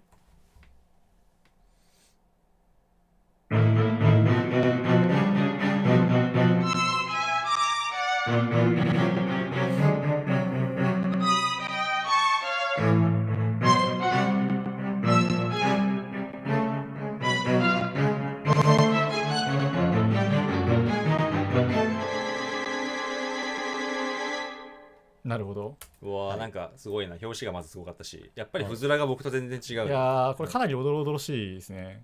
まあ、とにかく、私は結構、目覚ましを、5分おきに10回ぐらいかけて起きれない人間なので、なるほど。まあ、とにかく二度寝しないようにということで、はい。二度寝しないためにはどんな手段でも厭わない曲になりました。なるほど。ちなみになんか転調についてもうちょっと研究していただければなと思いますけども。はい。まあこの上の2世のところは、まあいわゆる、なんですかね、まあ、ホールトーンスケールはいはいはい。で、まあ、下の方はまあそうでもないんですけど、はいそれをこう、まあ、組み合わせて作ってるんで、まあほとんど無調なんですけど、うんうん。ただまあかろうじて中心音はある感じにおしゃれなことをして、していて、はいで、まあ、それをこう、まあ、主に半音ずらしたりはい。していくことで、まあちょっとこうなんか、まあ、寝てられないようななるほど。感じをしつつ、まあ転調を生かして目覚まし音なるほどね。声をまあ作ったという感じですね。なるほど。ありがとうございます。でまあ、はい反。省点としては、まあ、なんかあんまりこう音楽理論のこう技巧的なところをあまり今のところ見せれてない手法でやってるという、あまりなるほど私らしからぬ作風で2確かに。曲とも作ってるっていうところと、であと本当は後半から最後にかけてテンポをどんどん上げていこうと思ったんですけど、はいはいはい。それが間に合わなかった、うん確かに。そういう面白テクニックを開陳する時間ってないんですよね。確かに20分だとね。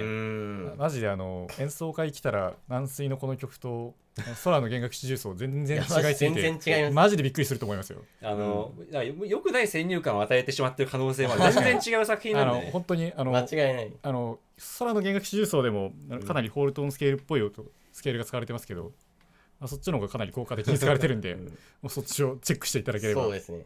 おめえ挽回、まだおめえになってないんですけど、曲は1ヶ月かけてるんで、確かにまた全然間違いない。違ってきますね。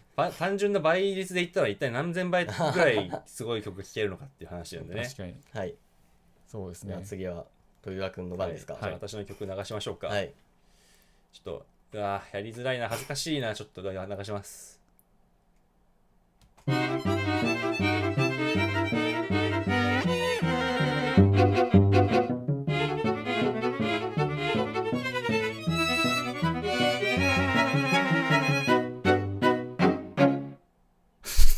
はい。終わりです。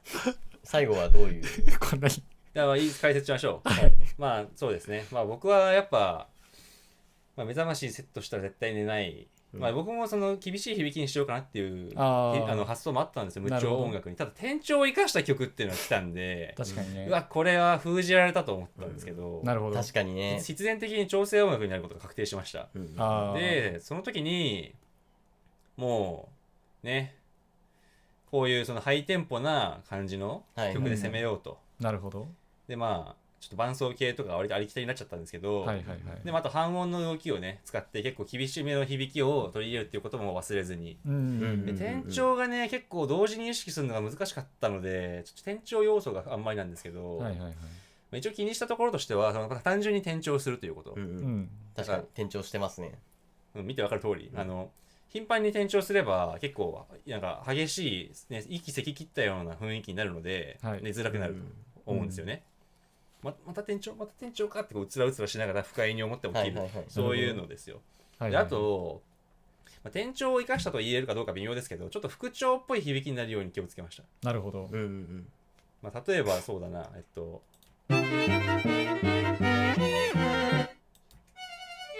こことかね、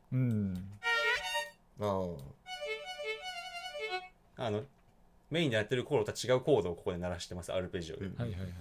とか、あとはどこだったっけ、ここかな、こことかね。違ったかも。ここは境界線法を使っていて、境界線法って要は手音の位置変えたらまた別のスケールということで、復調的な響きになるように、そんな感じですかね。なるほど。であと最後のところですね。めっちゃ転調して終わりました。ちょっとごまかしすぎかもしれないけど、はい。これをごまかしすぎと捉えるかどうかは皆さんにお任せしようかなと思います。変な調で終わったら衝撃的なんで、そうだね。寝れないですよね。個人的にうわーって起きる。はい。確かに。じゃあ、ジャッジメントタイムといきましょう。よし。さあ皆さんどちらが目覚ましにセットしたら絶対に寝ないのか、転調が生きているのか、弦楽四重奏っぽいのか。さあどうなんだ。これ次僕が勝ってしまうと、一応今回の勝者は僕っていうことに決まりますから。確かに2勝しちゃうともう勝敗はついちゃいますね。それでも 3回戦目はやるんですけれども、まあね、もちろんやらさせてもらいます。ここでねやっぱ勝者の王者の貫禄を見せつけられるのかどうかは僕の精神状態にかかるんでじゃあアンケート開始します。はい、ドンドカーン。さてどうでしょう。ここで CM タイムですか。そうです。ここで CM も流します。じゃあ勝敗は CM の後でということで、ではちょっと CM を流しますので、皆さんさようなら。さようなら。いやー疲れるな。いやーお疲れ様です本当に。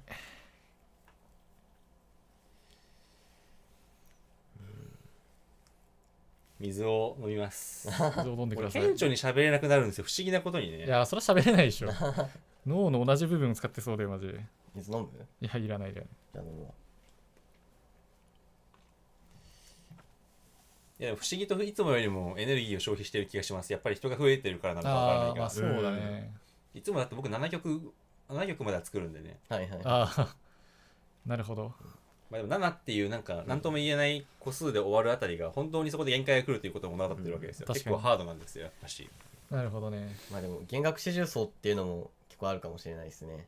その縛りとして。あーまああるなるほどなあ。なんかその、うん小手先のでずるい技術があんまり使えない気がする。うんうん確かにね。ちょっとコメント全然読んでなかったんで読みましょうかコメントね読みま。しょひけなさん読んだっけ？まだ読んでないんですよね。実は名作会会員となった私からも何卒ご支援よろしくお願いいたしますと。いやそうなんですよ。実はメンバーさんのね、ひけなさんそうなんがですよね。名作会会員となっていただきました。はいまあ、ひけなさんもびっくりするぐらい作曲うまいんで、うん。う。間違いない。やばい仲間が増えたという感じでね、そう本当に。ありがとうございます。ありがとうございます。で、ジョサイさん、貴様がフルネーム、癖強すぎると。疑惑の判定と言われてますね。いやちょっと、これはどうなんだろ確かに疑惑でしたね。う。カトリンコさん、サスペンス感ある。これはおそらくナンシーの曲でしょうね。ですかね。私はちょっとお互いね、いや僕、曲はサスペンスまだ聞感ゼロけてないんでなんで、そう僕、サスペンス感なさすぎて、あ消去法で完全にナンシーでしたね。トムジェリです。シンプソンズで流れてそうっていうのがそう。トイトラ君の方かな。そうまあ、そちらではないだろうことは僕も想像つきますけど、違いないわ。危機感が迫ってていいですねと。これ、ナンシーですよね、多分。おそらく。で起こし方が全然違う。古いアニメ感がある。まあ、これ、そうですね、僕、うん。ちょっとね、あれが入っちゃったんですよね。マリオワールドの BGM が頭によぎっちゃって、古い感じになってしまいました。案件前にもう一回聞きたいですっていう声がありましたね。ちょっあと流しますか？あもう一回流してもいいですね。じゃあ、ナンシーの曲もう一回流していただいてもいいですか？ちあーょっともう一回お聴きいただきましょう。なるほど。ちょっともう一回流しますね。なんかパソコンが重すぎてめっちゃグリッチかかるような。いや、彼は重いパソコンで作業するっていうちょっとビハインドを背負ってるかもしれない。じゃあ、いきます。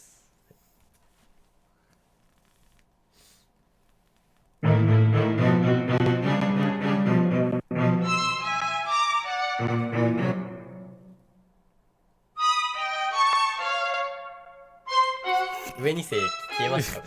下にあ復活した。癖があるソフトですね。マジでパソコン買い替えたいですね。買い替えなよ。じゃあ僕のも流していきましょう。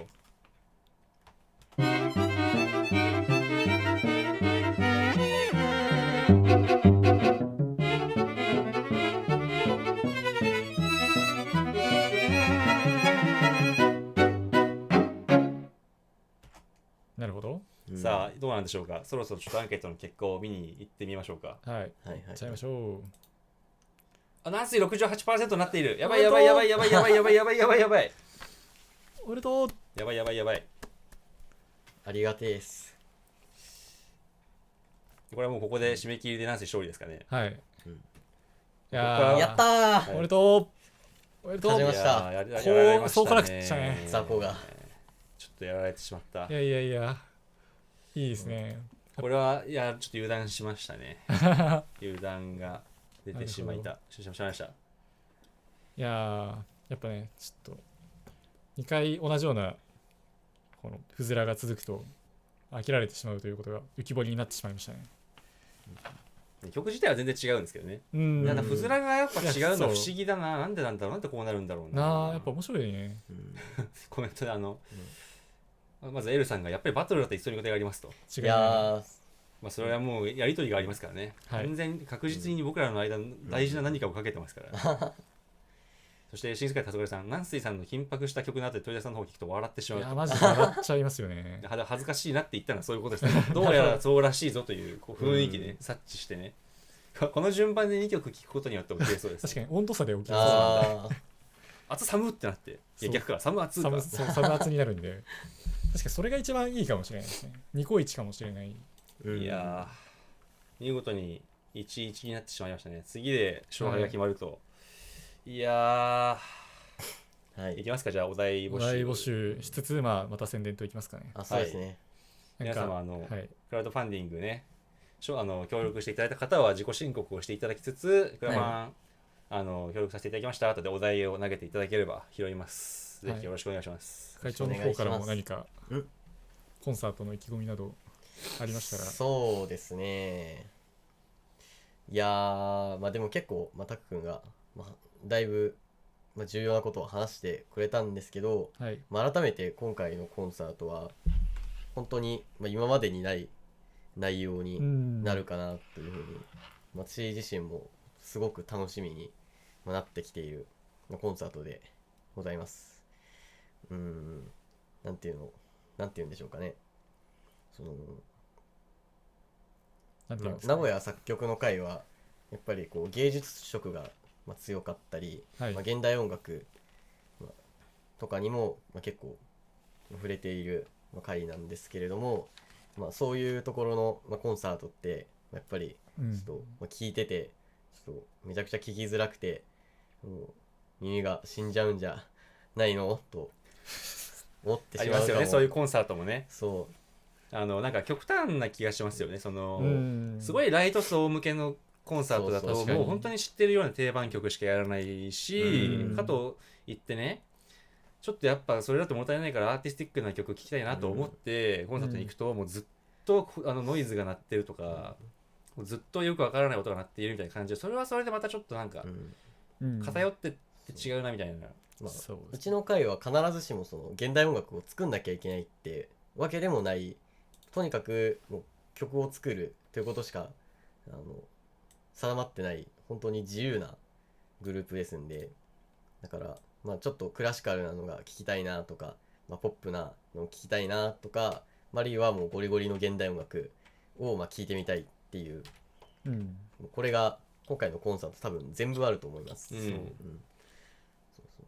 人によってはなんかそれでそのどちらかった雰囲気に聞こえるっていう人もいるかもしれないけれども、でも我々としてはね、その弦楽四重奏である以前に音楽としての表現を届けるっていう部分ではそう自信を持てる内容になってますね。はい。でこのなんかどんな音楽もフラットに扱うところっていうのが、意外とこの本当に現代の音楽家らしいんじゃないかなとも思いますね。確かに世界的にもなんか現代音楽の潮流はそういう感じになってますよね。そうですね。どんどんそのポップスの音楽と現代音楽っていうのはもう融合してきてまして、はい。すごくポップで聴きやすい現代音楽がある一方で、そのポップスの世界っていうのもこうどんどんこう複雑になっていくようなジャンルっていうのも生まれてきてますし、そこら辺の区別がつきづらくなってる。だからね、ポップスだからといってそのポップスなんて芸術じゃねえよということもなければ、そうなんですね。その芸術的だからといっていやこんな聞きづらいのはその辺の人なんて楽しんで聞かないでしょっていうわけでもなく、どっちもねフラットにいいところを、いいとこ取りというか、なんでしょうね、単純に本当に垣根がなくなってるという感じですよね。で今のところちょっとまだお題がねやはり飛んできていないので、遠慮することはありません。皆さんちょっとその1000円ねクラファンに入れていただいて、1000円でこんなことを頼むなんて、こいつは人の心を持ってるのかと思うようなお題を言っていただくっていうのが醍醐味になってますんでね。違いない。もしかしたら今ね、そのクラファンのご支援をいただいてる最中かも確かに知れませんからね。本当に今回の配信で結構クラファン増えて僕は嬉しいです。本当にありがたい限りでありがとうございます。新世界黄昏さんからコメントが来ていますね。演奏はどのようなメンバーで出されるんでしょうか。曲によって違う方が演奏されるんでしょうか。今回の話ですね。今回はみんな全部同じかな。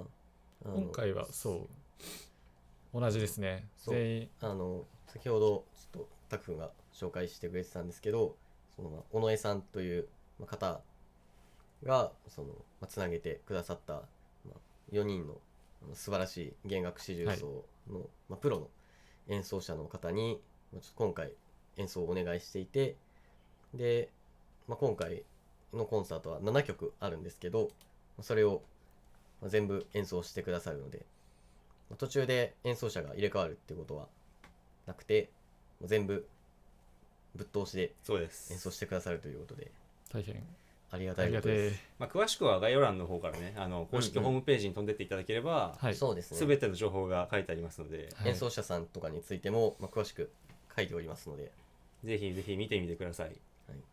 でコメントでお題がついに飛んできましたね。クラファン参加してくださったお二方から飛んできてますけども、これ新世界黄昏さん、1小節につき1回以上オーギュメントのノルマと、そして L さん、音もしくはリズムのズレを生かしたヘテロフォニーを聞きたいです。これ確実に無償になりますけど、基本的にヘテロフォニーだとコードが鳴らせないですからね。そう、はいはいどうしようこれどうなる確かにヘテロフォニーとコード縛りってその相反してるかもしれないそうちょっと難しいですね。いや、どうなんだろうな。いける不可能ではないと思うけど、でも2人とも同じような響きになって皆さん多分がしかも眉を潜めるような響きになる危険性がありますよね。まあでもヘテロフォニーって結構意外と広いですからね。ヘテロフォニー難しすぎるよ。その東洋音楽的なヘテロフォニーーにするともちろん無調になるんだけど、西洋音楽的なヘテロフォニーにすれば別に無調にはならない。わからない。どういうことですか？僕よりも詳しいかもしれません。なんか一回読んだことがあるんですけど、うんなんか東洋音楽だけにヘテロフォニーがあるわけではない。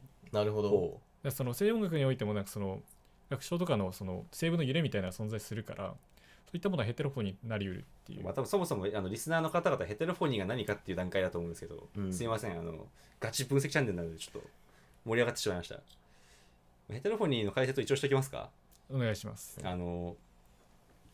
基本的には単一の声部が同時にいろんなたくさんの人たちがねユニゾンするわけですよね、同じ音をみんなで吹いてるんだけどちょっとそれぞれの人の音がちょっとずれて、うわんうわんうわんうわんってなるみたいな、そういうことですね。日本がまだ代表的ですけど、日本というか東アジアが代表的ですけども、お坊さんの称名とかをね、みたいなやつを想像してもらえれば分かりやすいかなと。あとガムランとかですかね。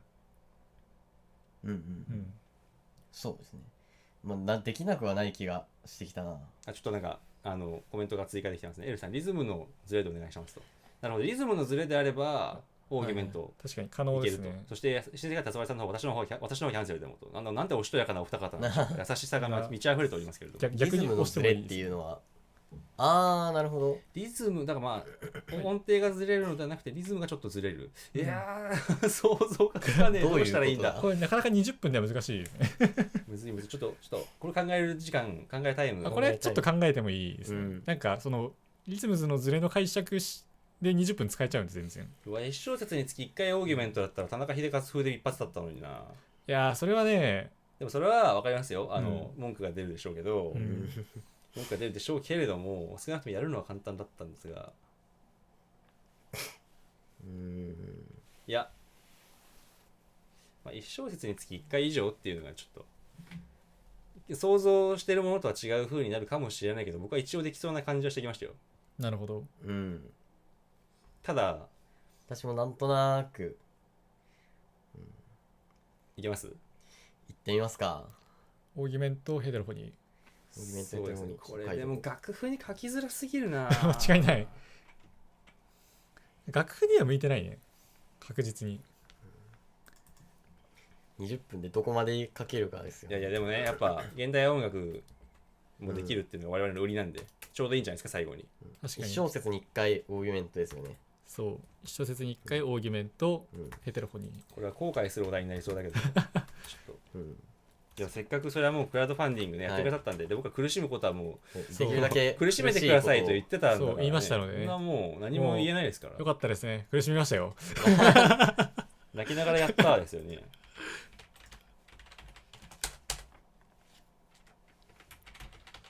いや本当にノリの分かってくださる素晴らしい方々、よかったです。最後に本当にいい勝負になりますね。辛く厳しい道のりになっております。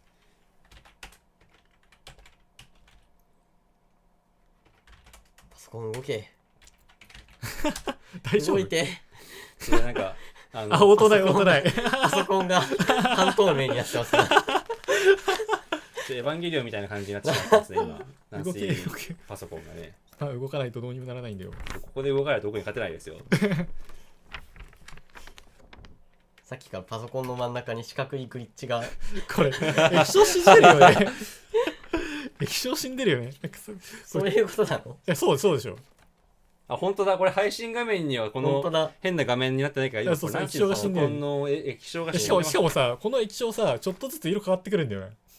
そうなんですよね。そう、ウミウシじゃないか本当に。ミムカワみたいな。どういうこと？ウミウシではないだろう。ウミウシよ。ウミウシでしょ。ナンシーのパソコンにウミウシがくっついている。デジタルウミウシが。デジタルウミウシかわいい。何の話をしてるんだ。コメントが池田さん、これ前面言でやってた1小節をめちゃめちゃ伸ばす裏技もあります。いやそれはちょっと思いましたね。それを使ってもいい。でもそういうことじゃ年ですよね。そうですよね。ちょっと私のパソコンが復活するまでちょっと待っていただけないでしょうか。なんか喋ってよ、じゃあ。うんそうですね。せっかどうしようかなくゲストで来てるわけなんで、うんうんぜひとも喋ってもらいたい。なんかあんまり曲とかについて言い過ぎるのも良くないんですかね。またいや別にいいと思いますいや、よ。自分の曲についてちょっと紹介してみたら。そうですね。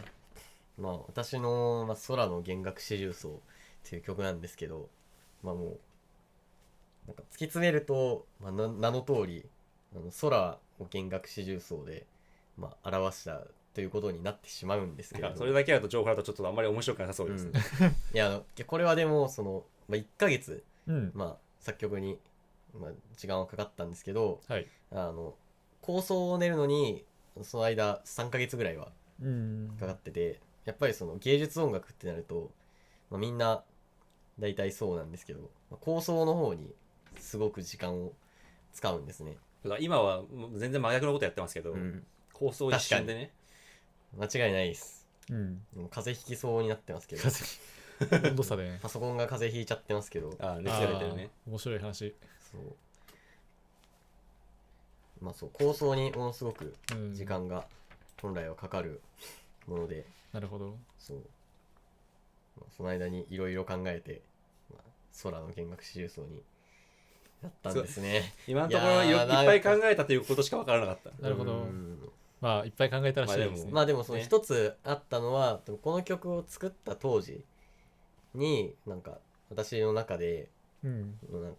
結構心がもう死んでた時期でもありまして、あら、はい。もう本当に美しいと思えるのって空だけだな。ずっと言ってたよね、その時ね。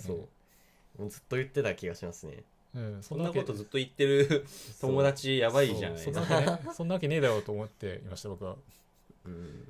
来た。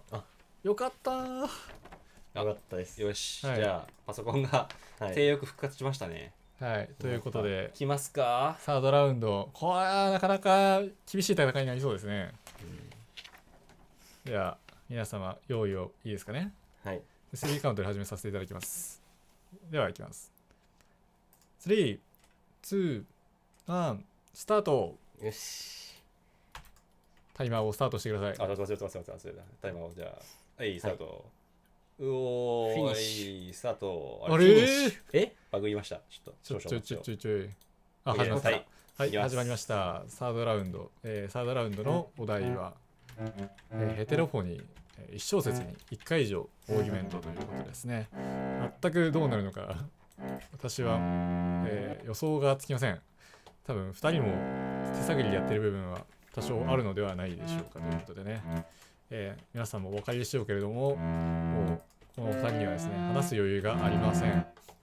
顔が死んでます。見てください、トイドラのこの顔。つらい。ちょっと面白いですね。楽しくなってきちゃいました。さて。じゃあどのようなアプローチでいくんでしょうかね。いや、きつい。重音は使わない方がいいな。重音か。確かに重音ちょっとやめといた方がいいかな。うわ。さて、ヘテロフォニーというとね、先ほどの話をちょっと続けますけれども、この一つの成分がありまして、それが偶発的な揺らぎが生まれて、そこで部分的なポリフォニーを生むという、技法なんですけれども、結構ね、今言った感じだと難しく聞こえるかもしれないんですけど、日本では、特に日本も含めて東アジアではかなりポピュラーというか、そういった技法で作られた音楽が、民族音楽として使われてますね。なんで雅楽とかは特にそうなんですけど、雅楽みたいな音楽が、フェトロフォニーに入ると、一旦は思っておいてください。ですが、これは弦楽四重奏なんで、また雅楽とは違った形でヘテロフォニーが見られることでしょう。なんで、ヘテロフォニーについて、理解が進むかもしれませんね。すごい、なんて知識が身につくいい生放送なんだろう。もしね、この即興作曲でヘテロフォニーについて、興味を持ったという方がいましたらね、日本には、この前亡くなってしまいましたけど、西村明という出ヘテロフォニーしか書かないおじいさんがいたんですけど、た。やばすぎるおじいヘさテロフォニーしか書かないこれは嘘なんですけど、嘘っていうか誇張が入ってるんですけん。ど、本当ではあるでしょ。いや本当ではない。初期とかは割と違ったんでね。あーそうヘテロフォニーをよく書いてるおじいさんがいたんで、その人の曲を聴いてみるといいんじゃないかなと思いますね。吹奏楽やった人とかだとね、そのヘテロフォニーだとね、その2015年の課題曲3、秘技3というのがありましてですね、それがかなり衝撃的だったんで覚えてる人っていうのは多いと思いますけど、それ以外の人は、西村明をこのを機に聴いてみてはいかがでしょうかといったところで、富田春樹がかなり装飾音を足してますね。これはもうなんかいかにもという感じですね。ヘテロフォニーという感じです。ヘテロフォニーはそのなんかこの元あるこのメロディーに対してすごいそれぞれの声部がなんか別々の節回しをするっていうのが、結構よくあるんですけど、まさにそれをやってるという感じですかね。反水の方はおそらく元となる主旋律を書いてそれを各々ずらしていくというのをやってるんじゃないでしょうか。的確ですね。ヘテロフォニーが好きなんです。ヘテロフォニー好きそうなね雰囲気ですよね。本当にやばいおじいさんになる人じゃないですか。いや僕本当にヘテロフォニー大好きなんですね。なんか去年の一時期とか本当にバリじゃないな、ガムランばっか聞いてて、ガムランかなり面白いんでぜひみんな聞いてほしいんですけどね。そのガムランってそのバリガムランとジャワガムランが有名なんですけど、実はガムランっていうのはそのそう前提からわからないよ。そうなんですか、そのガムランっていうのがその東南アジア、特にインドネシアを中心とした、民族音楽の総称なんですけど、なんか金属楽器があってですね、それを使うのが特徴なんですよね。さて、そういう話をしていると15分台に突入してしまいました。おっと。さて、じゃあこの辺でコメントを読んでいきましょう。XXX 千秋です。応援してます。ありがとうございます。ありがとうございます。ありがとうございます、千秋さん。千秋さんありがとうございます。いやー、今最も応援を欲している2人なんでね、うん応援はすごいしみると思います。間違いないですありがとうございます。今は正直休息が欲しいですね。でもね、今日は今日金曜日なんで明日休息ですからね。金曜日だ、やったー。そうやって考えたらもういらない。今欲しいのは名声です。なるほど。名声が欲しい。欲しいですね、名声。名声、トミーと名誉も欲しいな。恋と名誉も欲しい。はい。皆さんからの応援も欲しい。そしてクラウドファンディングも欲しい。クラウドファンディングが一番欲しいです。間違いない。違いない。何をするにもお金が結局いや、そうなんですよね。しちゃいますからね。お金ってね、かかるんですよね。といったところで15分が経過。はい。新世界黄昏さん、スカイ、元へ、空っていいですよね。いいですよね。いやー、わかります。なんか空だけが美しいと思っていた理由はもうちょっと後で深掘りしたい気がするんですが、そう、ちょっと後で。いろいろあります。そうなんだ。うん。私は知らない。はい。あとその時やってたプリキュアが広がるスカイプリキュア。いや、もうその話は後でいいんで、先に集中してください。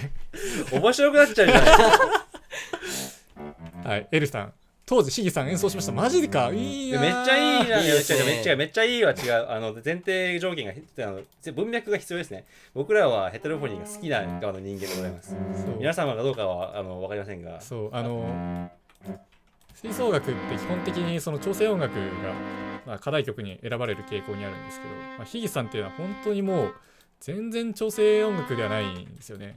本当にもう音が死ぬほどぶつかりまくってて、もうなんか当時なんか吹奏楽ってこういう曲だよねみたいな思ってた人たちからするともうなんか本当に鉄パイプで頭を殴られるようなそういう曲だったんですよ殴。られましたもん。で、そういった曲を、聞くと、多くの人っていうのはなんだこのキモい曲はって思ってしまうわけですよ。なのでその一般的なその地方の吹奏楽部には我々いたんですけど、そういったところでヒギさんを演奏しようと思うとその周りの大勢の部員からなんだこのキモい曲を演奏しようというお前らみたいなキモいやつは死ねみたいな感じになるわけですよね。本当になってましたからね。そうなんで結構我々は喧嘩しましたもんそうヒギさんを演奏したくてもできなかったんですよ。なんですごい今何か黄色い声を、男なんで黄色い声は出ないんですがすごい羨ましいってなったわけですね。すいませんでした。そうそれぐらい伝説の曲だということをちょっと吹奏楽関係者以外の方にもちょっと分かってほしい。いやただね別にあの曲を好む人たちが大勢いる、まあ大勢はいるけど、多数派ではないことは重々分かってます、いやそうなんなら無理やり演奏させられて苦しかったっていう人もいますしね。まあね、まあ、そこはなんかねなんか光と影というか、まあ、表裏みたいなところですよね。まあ、あの曲と出会うのであればやっぱりすごいこの曲はってなって、驚きと楽しみとともに弾いてほしいですよね。いや違いない。そういう出会い方をして、まあ、演奏されるべきですよね。あれでなんか苦しいってなっちゃうのはちょっと一番辛いところですね。ただ本当にすごい曲だったんですよね。まあ、多分聴いたら多くの人はギョッとするでしょうね。はい。さてさて12分ですよ。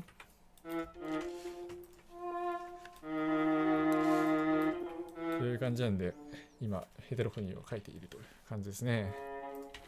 2人ともなんかかなり違いますね。違うんだ。だいぶ違うと思う。違いようがあるんだこれ。いや違いようがありますね。面白いですね。いやこれ結構ねなんかアプローチがだいぶ書き方のアプローチがだいぶ違う気がしますね。ちょっとなんかどう違うかっていうのはまた後で話すとして。すごいもう本当にヘテロフォニーのことになった途端に生き生きしてる。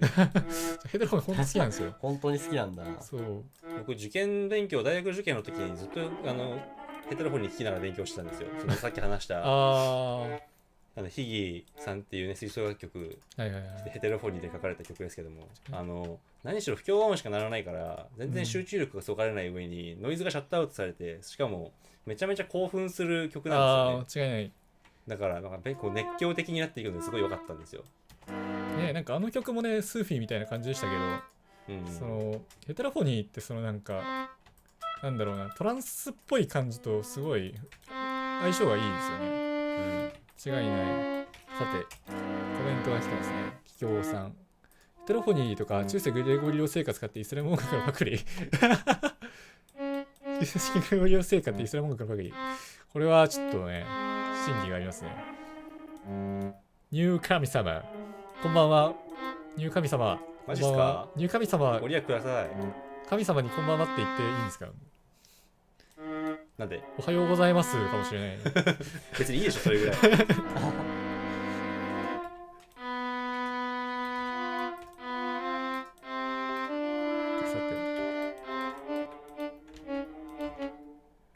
なるほどね。こうしてみると結構そのなんか個人的にはまあ割とみんな持ってるところであると思うんですけど、その西洋的な器楽曲でヘテロフォニーを作ると西村明になってしまうっていうところがあるんですけど、確かに。ただこうやって見るとなんか全然そんなこともないような気がしてきますけどね。そうなんだ。そう。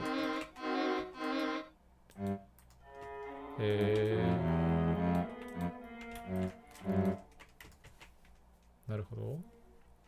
ちなみに10分切りました。やばい。いやーきついな。きついけどさっきまでのきつさと全然違う。違いない。なんかベクトルが全然違いますよね。なるほど。ちなみに今度ある第7回弦楽四重奏コンサートトイドラ富田春樹の曲弦楽四重奏のための耐える者たちのアリア。これはですね実はヘテロフォニーなんで、ヘテロフォニー大好きマンはぜひ聴きに来るといいと思います。そういえばそうでした。そうなんですよ。そうなんです実はね。そういえばそうだ。そうなんで絶好のタイミング。絶好の言うべきだった。そう言うべきでしたねこれは。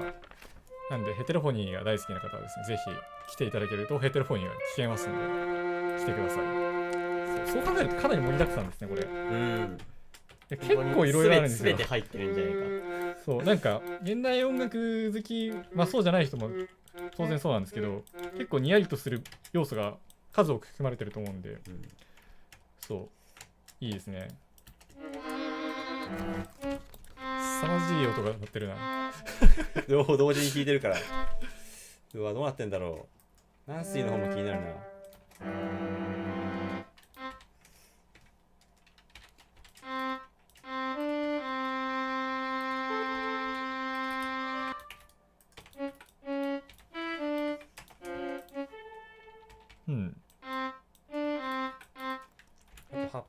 あと8分です。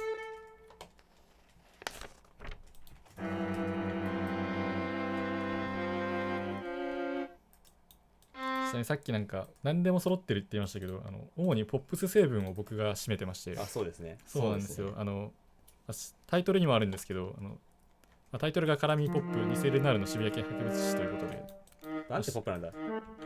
渋谷系にフューチャーした謎の曲なんですけど、そうカラミーポップっていうのがフリッパーズギターのシングル&レアトラック集のアルバムから取ってて、そういったなんか渋谷系の音楽っていうのを、1980年代の、ポストモダン文学の文脈を用いて、現代に再構成するっていう内容の曲です。おお、やばい。かなりケレン味がたっぷりであるということだけは伝わったかと思いますけど、間違いない。最近ではないな。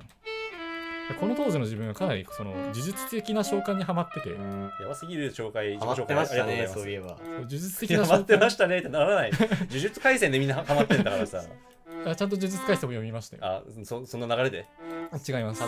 違うんだ。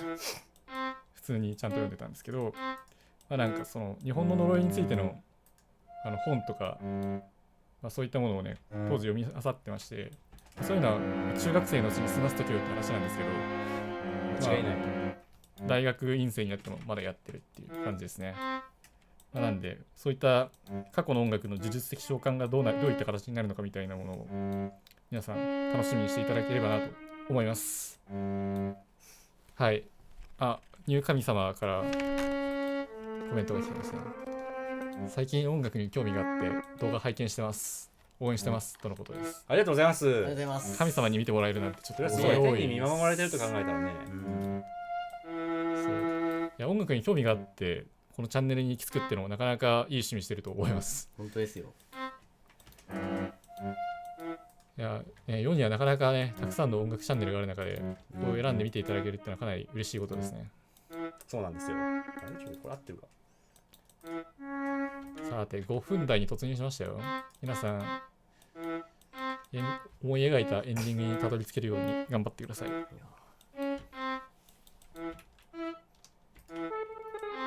戦通りでございます。作戦通り。てかプレイバックの音がマジで全然聞こえないんですよね、さっきから。マジこれは言い訳じゃなくてそれでも勝てちゃうっていう。なるほど。俺は音が聞こえなくても書けるんだぞ。バイサムラゴーチだそうです。かけてない。音が聞こえててもかけてない人じゃないですか、それは。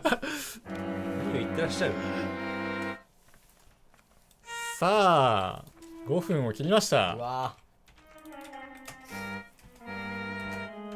いや最後のラウンドということでね、やはりもう全力を尽くしてもらわないと。やばい、なんだこれポルタメントだらけじゃないか。面白すぎる。これ絵面が面白いですね。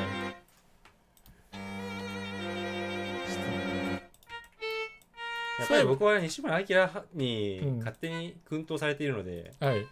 なんかそれをイメージしちゃうのかも。それはあるかもしれないね。いやそもそもトイドラが現代音楽に目覚めたのはその西村明のせいなんですよね。そうです。高校生の時に例の吹奏楽曲のね、ヒギさんというヘテレフォニーの衝撃な曲を聴いて、開眼してしまったわけなんですよね。なるほど。それからの人生は辛く厳しいものとなりました。全部西村明のせいで人生が狂ったということで、まあなんかそれを考えるとかなり納得ができる曲になっている気がしますね。さて、ちょっとオーギュメントを今見失ってて。オーギュメント、そう、オーギュメントですからね、皆さん。一つに一回オーギュメント使ってください。オーギュメントってなんだっけ。そうなる。確かに。ちょっとなんか違う脳みそ使わないといけない。パッドパッドピアノさん、配信初めて参加です。どんな曲ができるのか楽しみです。いや、楽しみですよね。いや。しかも、ヘテロフォニーで一つに一回以上オーギュメント。こんな縛りの即興作曲が開かれることはなかなかないと思いますので、絶対ないだろ。もうマジでもう楽しみ。毎回切れそうですもんね。すごいワクワクしてますよ、もう。さて。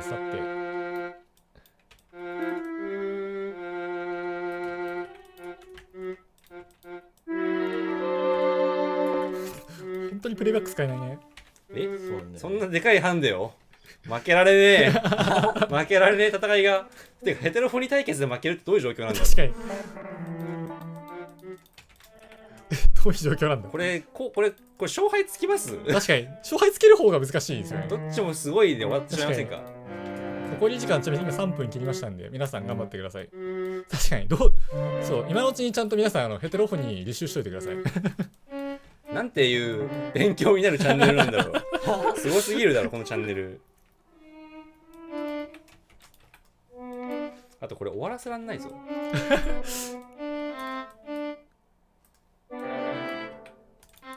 ちゃんと終わらせてくれないと終わりますよ。確かにな、終わらせないとな。ヘテロフォニーで終止感って何なんだろうな。まあ、ちゃんと普通に一つの音で終わればいいのか。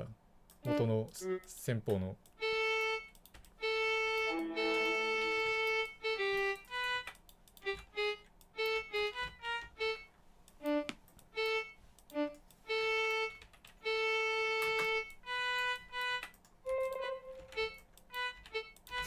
これ鳴ってくれるのか鳴らしてくれないところなの。い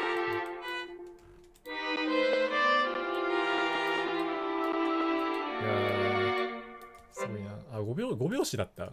あ、違うわ。なるほどね。そうなるのか。まあ正直小説点は合ってないようなものというか、便宜上のものですけど。違いないね。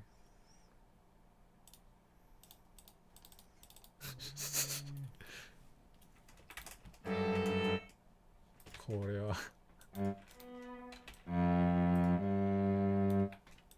さて1分30秒です。うん、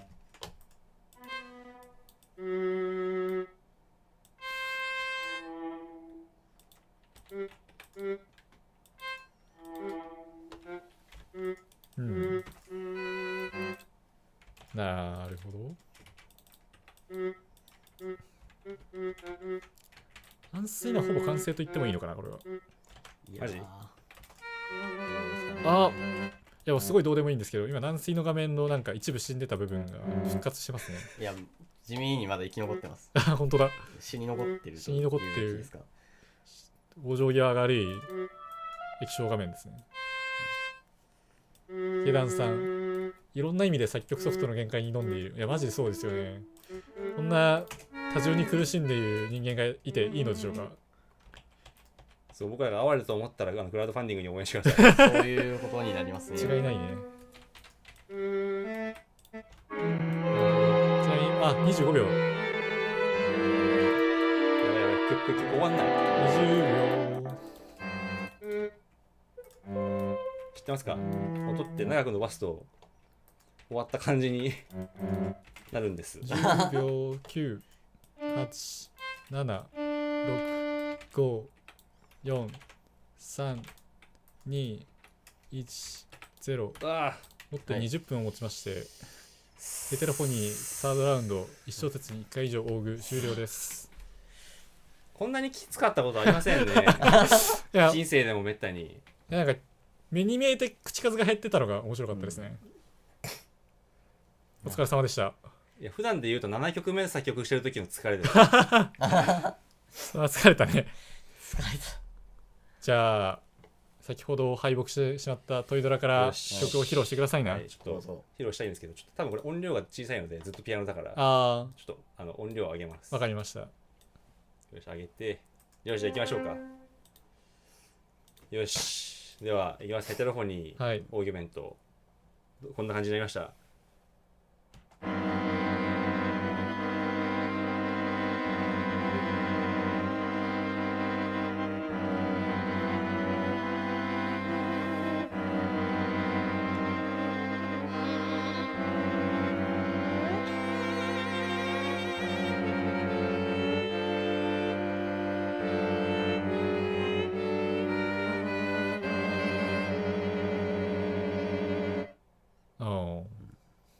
なるほどね。あお疲れお疲れ様です。こういう曲になってたんだ。今初めて知りました。マジで譜面見てもどういう感じなのかよくわからない。いや、わかるでしょ、この譜面は。これはわかる。この譜面通りになってるだけですよ。よくわからないっていうことがわかりますね。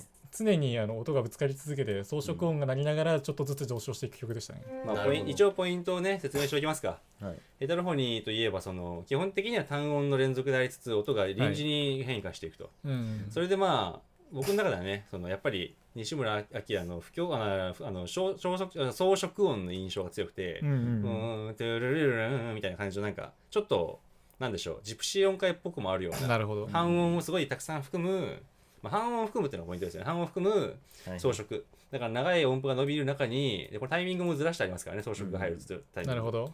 で低音だけ、こうずっとね装飾も特になく同じ音を鳴らすんですけど、やっぱりここには半音のぶつかりがあって、この音がずれてるっていうそういうことですよね。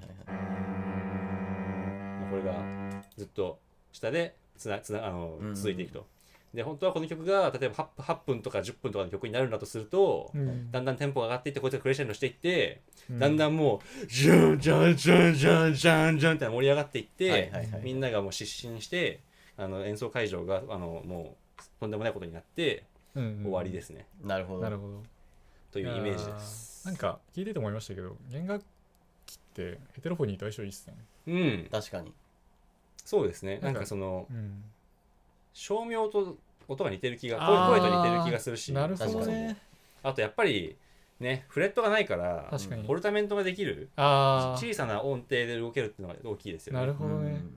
なんか最後に一番弦楽重奏っぽかったかもしれないです。これでそうちょっと実際の方々に通じるか分かんないですけど、僕は結構満足してます。コメントもちょっと見ますか。お疲れ様でございますと。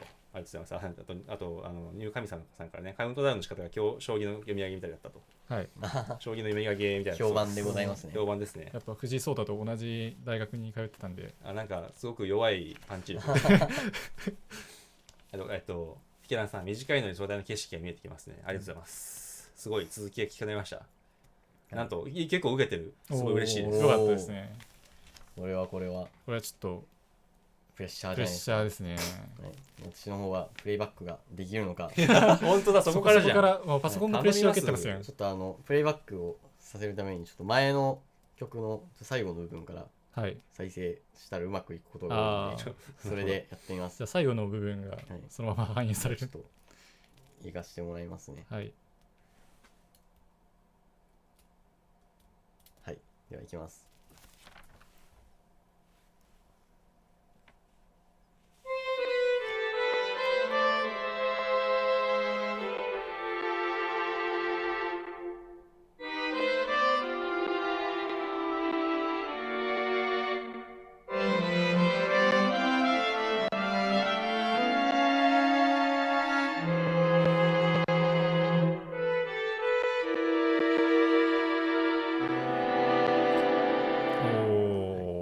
全然楽譜が違う。これはすごい。調整音楽ですか、もしかして。そうです。じゃあ解説をしますね。はい。今回ヘテロフォニーとそれからその1小節に1回、オーギュメントを使うっていうことで、そのヘテロフォニーなんでちょっとこう無調の厳しい感じにしようかなと最初は思ったんですけど、ただそれだとこうオーギュメントっていうのがあんまり際立ってこないなと思ったんで、1小節に1回現れるオーギュメントを目立たせるために他の部分を完全に調整にしてみようかな。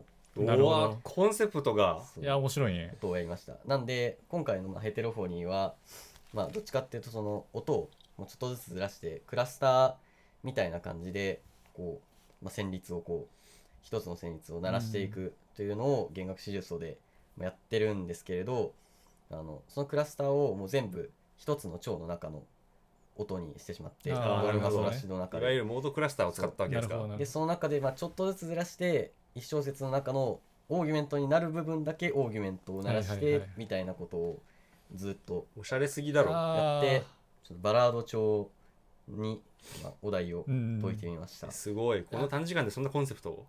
これはなかなか面白いですね。いやでもこれジャッジ難しいなおそらく全然違う感じですよね。受け取り方が2人で2社で全然違うから。そうですね。これがバトルの面白い熱いバトルが期待できるなるほど。いやバーリテュードですね。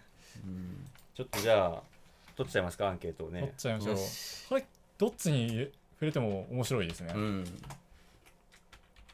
どうなるのか。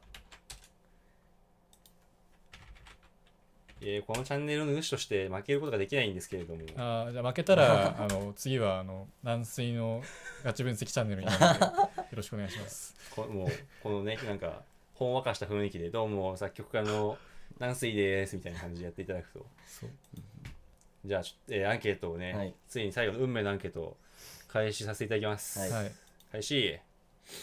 さあどうなんでしょう。そして、今からはね、うん CM ブレイクということで CM を流させていただきます。はい皆さん僕のために CM もガン見して飛ばさないでくださいね。さあ、はいで皆さん CM は流れるのか。流れないのか。どっちなんだ。流しました。はい、はいいやいやーお疲れ様です。ーそうですね。とりあえずお疲れ一応様ですね任は終えたというね確かに感じがありますよね。肩の荷は降りたところでしょうよ。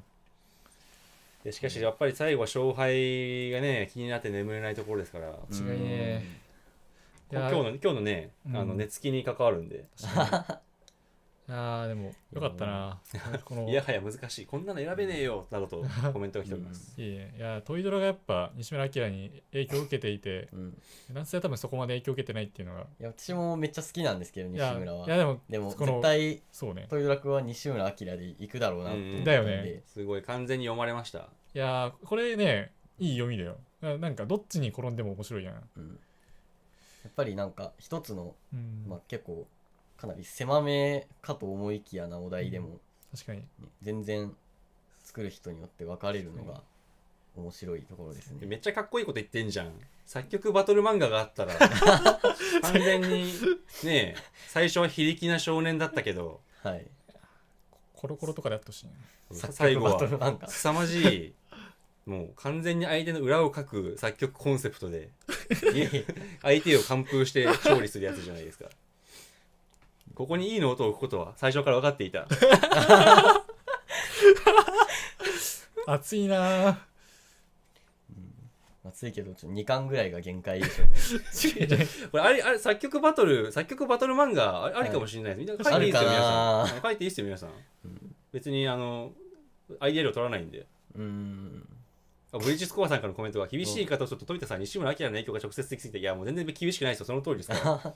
そういや運動にも出ないでしょ。そうです。ちょっと体力が、思考力が落ちてることを、言い訳にちょっと思考停止してしまったかも。軟水にそこをうまく疲れてしまいましたけど、どうなるんだ。いやもう体力勝負ってところもありますからね。いや軟水さんかっこいいというコメントが来てます。いやありがとうございます。かっこいい、嬉しいです。ちょっとブリッジスコアさんから名古屋行きの資金稼ぎに夜勤行ってきますということでね、お行ってらっしゃい。頑張ってください。お金稼ぐの大事なんでね、ブリッジスコアさんはね、僕の楽譜を、実は僕のピアノ商品集の楽譜を出版してくださってる出版社の方なんですけど、すごいいい曲なんで、ぜひ、ブリッジスコアさんのホームページの方もね、僕のピアノ曲の楽譜興味ある人は見に行ってください。で彼はね、お金が、あんまりこう足りてるとはちょっと言い難い感じなので、夜勤に行かれてしまいました。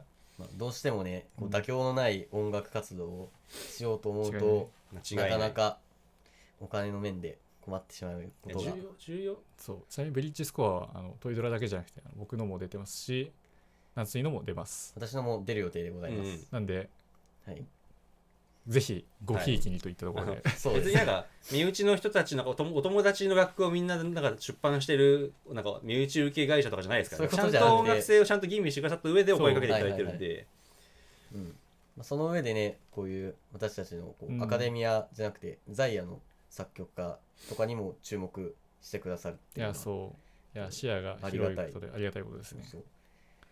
お金大事ですから音楽はね。やっぱりそのね、なんか音楽やってる主にそのアカデミアの方の人たちだとお金の面ではそんなに苦労してない人が多かったりだとか、あるいはお金の面で苦労してるがゆえにこうね従前に活動ができなくて、ちょっとそこで難しい思いをしてしまう人は多いと思うんですけれども、そうですね。なんでしょうね、我々は根本的にこうお金で稼ぐことができるだろうっていう期待が結構低い状態から始めてる側の人間だという自負はあるんで、もうクラウドファンディングでも何でもねやっても皆様にお願いしますお願いしますとこう何回でも言いに行くんで、最後までクラウドファンディングぜひとも皆さんご協力ください。よろしくお願いします。クラウドファンディングね、概要欄の方で、クラウドファンディングもやってますからね。皆さんのおかげで増えてます今支援のお金がね。本当にありがたいことです。本当にありがとうございます。もう応援コメントも来てます。あ、スカイノーバさんありがとうございます。もう、ジョーサイさんもありがとうございます。本当にもう、俺今いい子いい子してるんですけど。いい子いい子、そんな上から言える立場じゃないでしょうに。いや、本当に皆さんのおかげですから、マジで。冗談じゃなくね。はいはいはい。新世界発売さん、バトルテイストの楽天出版。バトルテイストバトルテイストの楽天。なるほどね。あ、楽天を勉強するときに、よくある、歴史の勉強で漫画にしましたみたいな。ああ、それ面白いですね。楽天ね。なるほどね。なるほど。めちゃくちゃいいんじゃないですか、これ。それ面白いです。すごい面白い。さすがに漫画でやろうってやついなかったですからね。確かに。どうストーリーを立てていくのかが一番大変ですよ。確かに。こんな音符記号見たことがない。破音記号さ。なんだってどうやればいいのかわからない。はい。破音記号は確かに中ボス。破音記号はそう。破音記号は確かに。絶対に大ボスではないけど中ボスではある。確かに。上下対称だから攻撃が今までのようにいかないという。どういうこと上下対称形が関係ないでしょ。跳ね返されてしまう。跳ね返される。関係がなさすぎてびっくり。観光ってことですか。はい。そうかもしれさあ、ません。ちょっとこの辺でじゃあ、はいドキドキの結果見てみますか。見てみましょさあラストバトル、これを勝ったものがね、今日の初代作曲バトル王となります。う。はい。作曲バトル王は作曲バトル王国の治める権利を有しますので、今のところ国民は2人しかいないんですけど、二人領地がない。我々しかバトル今のところに参加したバトルして者ないんで、が国民になるんはいですね。確認してみましょうか。はいはい。果たして勝ったのはどちらなのか。こちら。ででん。うわ、軟水 78%。作曲バトル王国。私が育成革命。作曲バトル王でございます。私は今日夢見が大変悪いことと思います。作曲バトルヘイミンが何か言ってますね。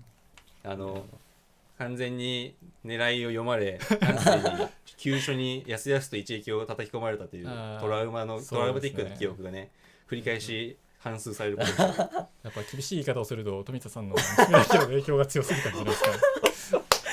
グワングワングワングワン。辛い夜になりそうですね。今日はちょっと一杯付き合ってください。いやー、私はもう12時間睡眠しようと思います。いやー、これは後でちょっと僕もアーカイブで音を聞くの必須ですね。違いないどんないや、曲をそうお互いまだ聞いてい。ないんで、そう。まあ2人は楽しみ。アフタートーク楽しみという感じです。コメント欄でピンシーさんがはいということで、はい。はいせっかく来ていただいたんですけど、もう今ちょうど僕が負けたところなんですよ、ね。そうもう佳境は過ぎ去ってしまいましたね。いやー、乾杯と言っていいでしょうね。これは割合も結構圧倒的ですいね。やーこれ圧倒的ですね。ありがとうございます。いやいやいや。最初はどうなることかと、あれ、票が十分に集まっていないですねって来てますけど、これマジ今何票来てるんだ。確かに。そこはあるな何票来。てるのかが見えない。見えるのかな。20票。20票、20票なら十分じゃないでしょうか。うんうんあ、ピンシーさんからタスク送るやんっていうふうに来てるけど、申し訳ないです。もう終わってしまったんです。ちょっともう終わってしまったんですって英語でなんて言うんだろう。確かに。We are finished now. Just finished now. あ、ジャストでいいか。Sorry. ソーリーは6リアンやりたかったですね。確かに6リアンがやるべきだったな。うん。やるべきだったの。そう一応僕はですね、TLT、この2人には教えてるので、実は書けるんですよね。この2人も TLT、ロクリア戦まあ法の書けます曲が。そう。まいやさすがにそれは僕が勝っちゃうんじゃないですか。これで負けたら僕本当にもうね、自害するしかない。まあ、解釈は頼むって感じですよ。まあ死なないように、うんまあとりあえず今日は矛を収めますか。まあね。いや、今日は乾杯です。さすが会長といったところでしょう。確かにもうありがとうございます。そう、勝利者インタビューを。はい。いや、そんな、即興作曲もできちゃう会長が、やっております、名古屋作曲の会、今回これですね、はい。弦楽四重奏コンサートやりますので、僕の顔なんて映んなくていいんでね。はい。映すかしなしということでね。ぜひ皆さん、ご来場ください。はい。ぜでひ。それから、これを開催するためのクラウドファンディングも今もやっていて、たくさんご支援をいただいているんですけど、まだもう一息足りてない状況ですので、今回のバトルね、ちょっとお疲れ様のちょっと意味を込めて、ぜひご支援とかしていただけると本当にありがたいです。いや、全く、はい本当にね、疲れましたんで。いや本当にこんなに疲れるとは思わなかったです。いや、お疲れ様でした。まあ、ぜひまた再戦ではい。次こそは挑戦者とまた心意気で、やりましょはいぜひもうボコボコにさせていただきますんで、う。左右入れ替わってね。左右入れ替わってもう次は完全に僕こっち側の心意気で、はいまあ挑戦者としてうん頑張ってください、はい。いや、まあ、というわけで、ね、今回はここでね、綺麗に終わっていきましょうか。はい綺麗にって僕は綺麗に終わったつもりはないんですけどね。まだ、第2話とかなんで、まだ。第2話そうか、うんうんここからですねでここからなんでね。うん。はい。あと次回のバトルも楽しみにしておりますと。いただいてます、コメント。あと、ピンシーさんから、Sorry, I just saw it was best of 3。すいません。あんまりよくわからないんですけれども、日本語しかね。日本語はすごくお上手なんですけどね、僕はね今、3つ。 3つあった中で多分今の勝負が一番良かったんじゃないそういうことなんだ。すごい。アメリカ人。はい。あら。ありがとうございます。ありがとうございます。見ていただいてねサンキ。ュー。エルさん、参戦ともバトルとして非常に楽しみました。ありがとうございます。ありがとうございます多分これ今後流行りますんでね、そのうち、ね、多分、もう、うん米津玄師とかがね、バトルし始めます。水剣士がやってたら面白いです米津 VS 星野源みたいな、ああ流行っていく自負があります。なるほどまあ適当なこと言うのはこの辺までにして、もうね、そうはいはい今日は皆様来ていただいてありがとうございました。そして、クラウドファンディングね、支援していただいた方々もたくさんいますけれども、はい本当にありがとうございます。ありがとうありがとうございまございますす。これからもまだクラウドファンディング続きますし、はい。はいあと、コンサートもね、はい当然当日見に来ていただけるととても嬉しいです。あと、実はね、名古屋作曲の会長南水とのコラボ、今日は生放送しましたけれども、はい。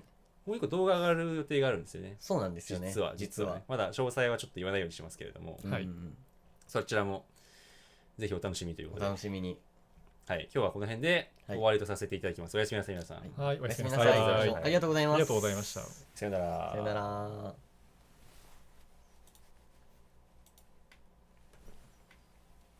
バイ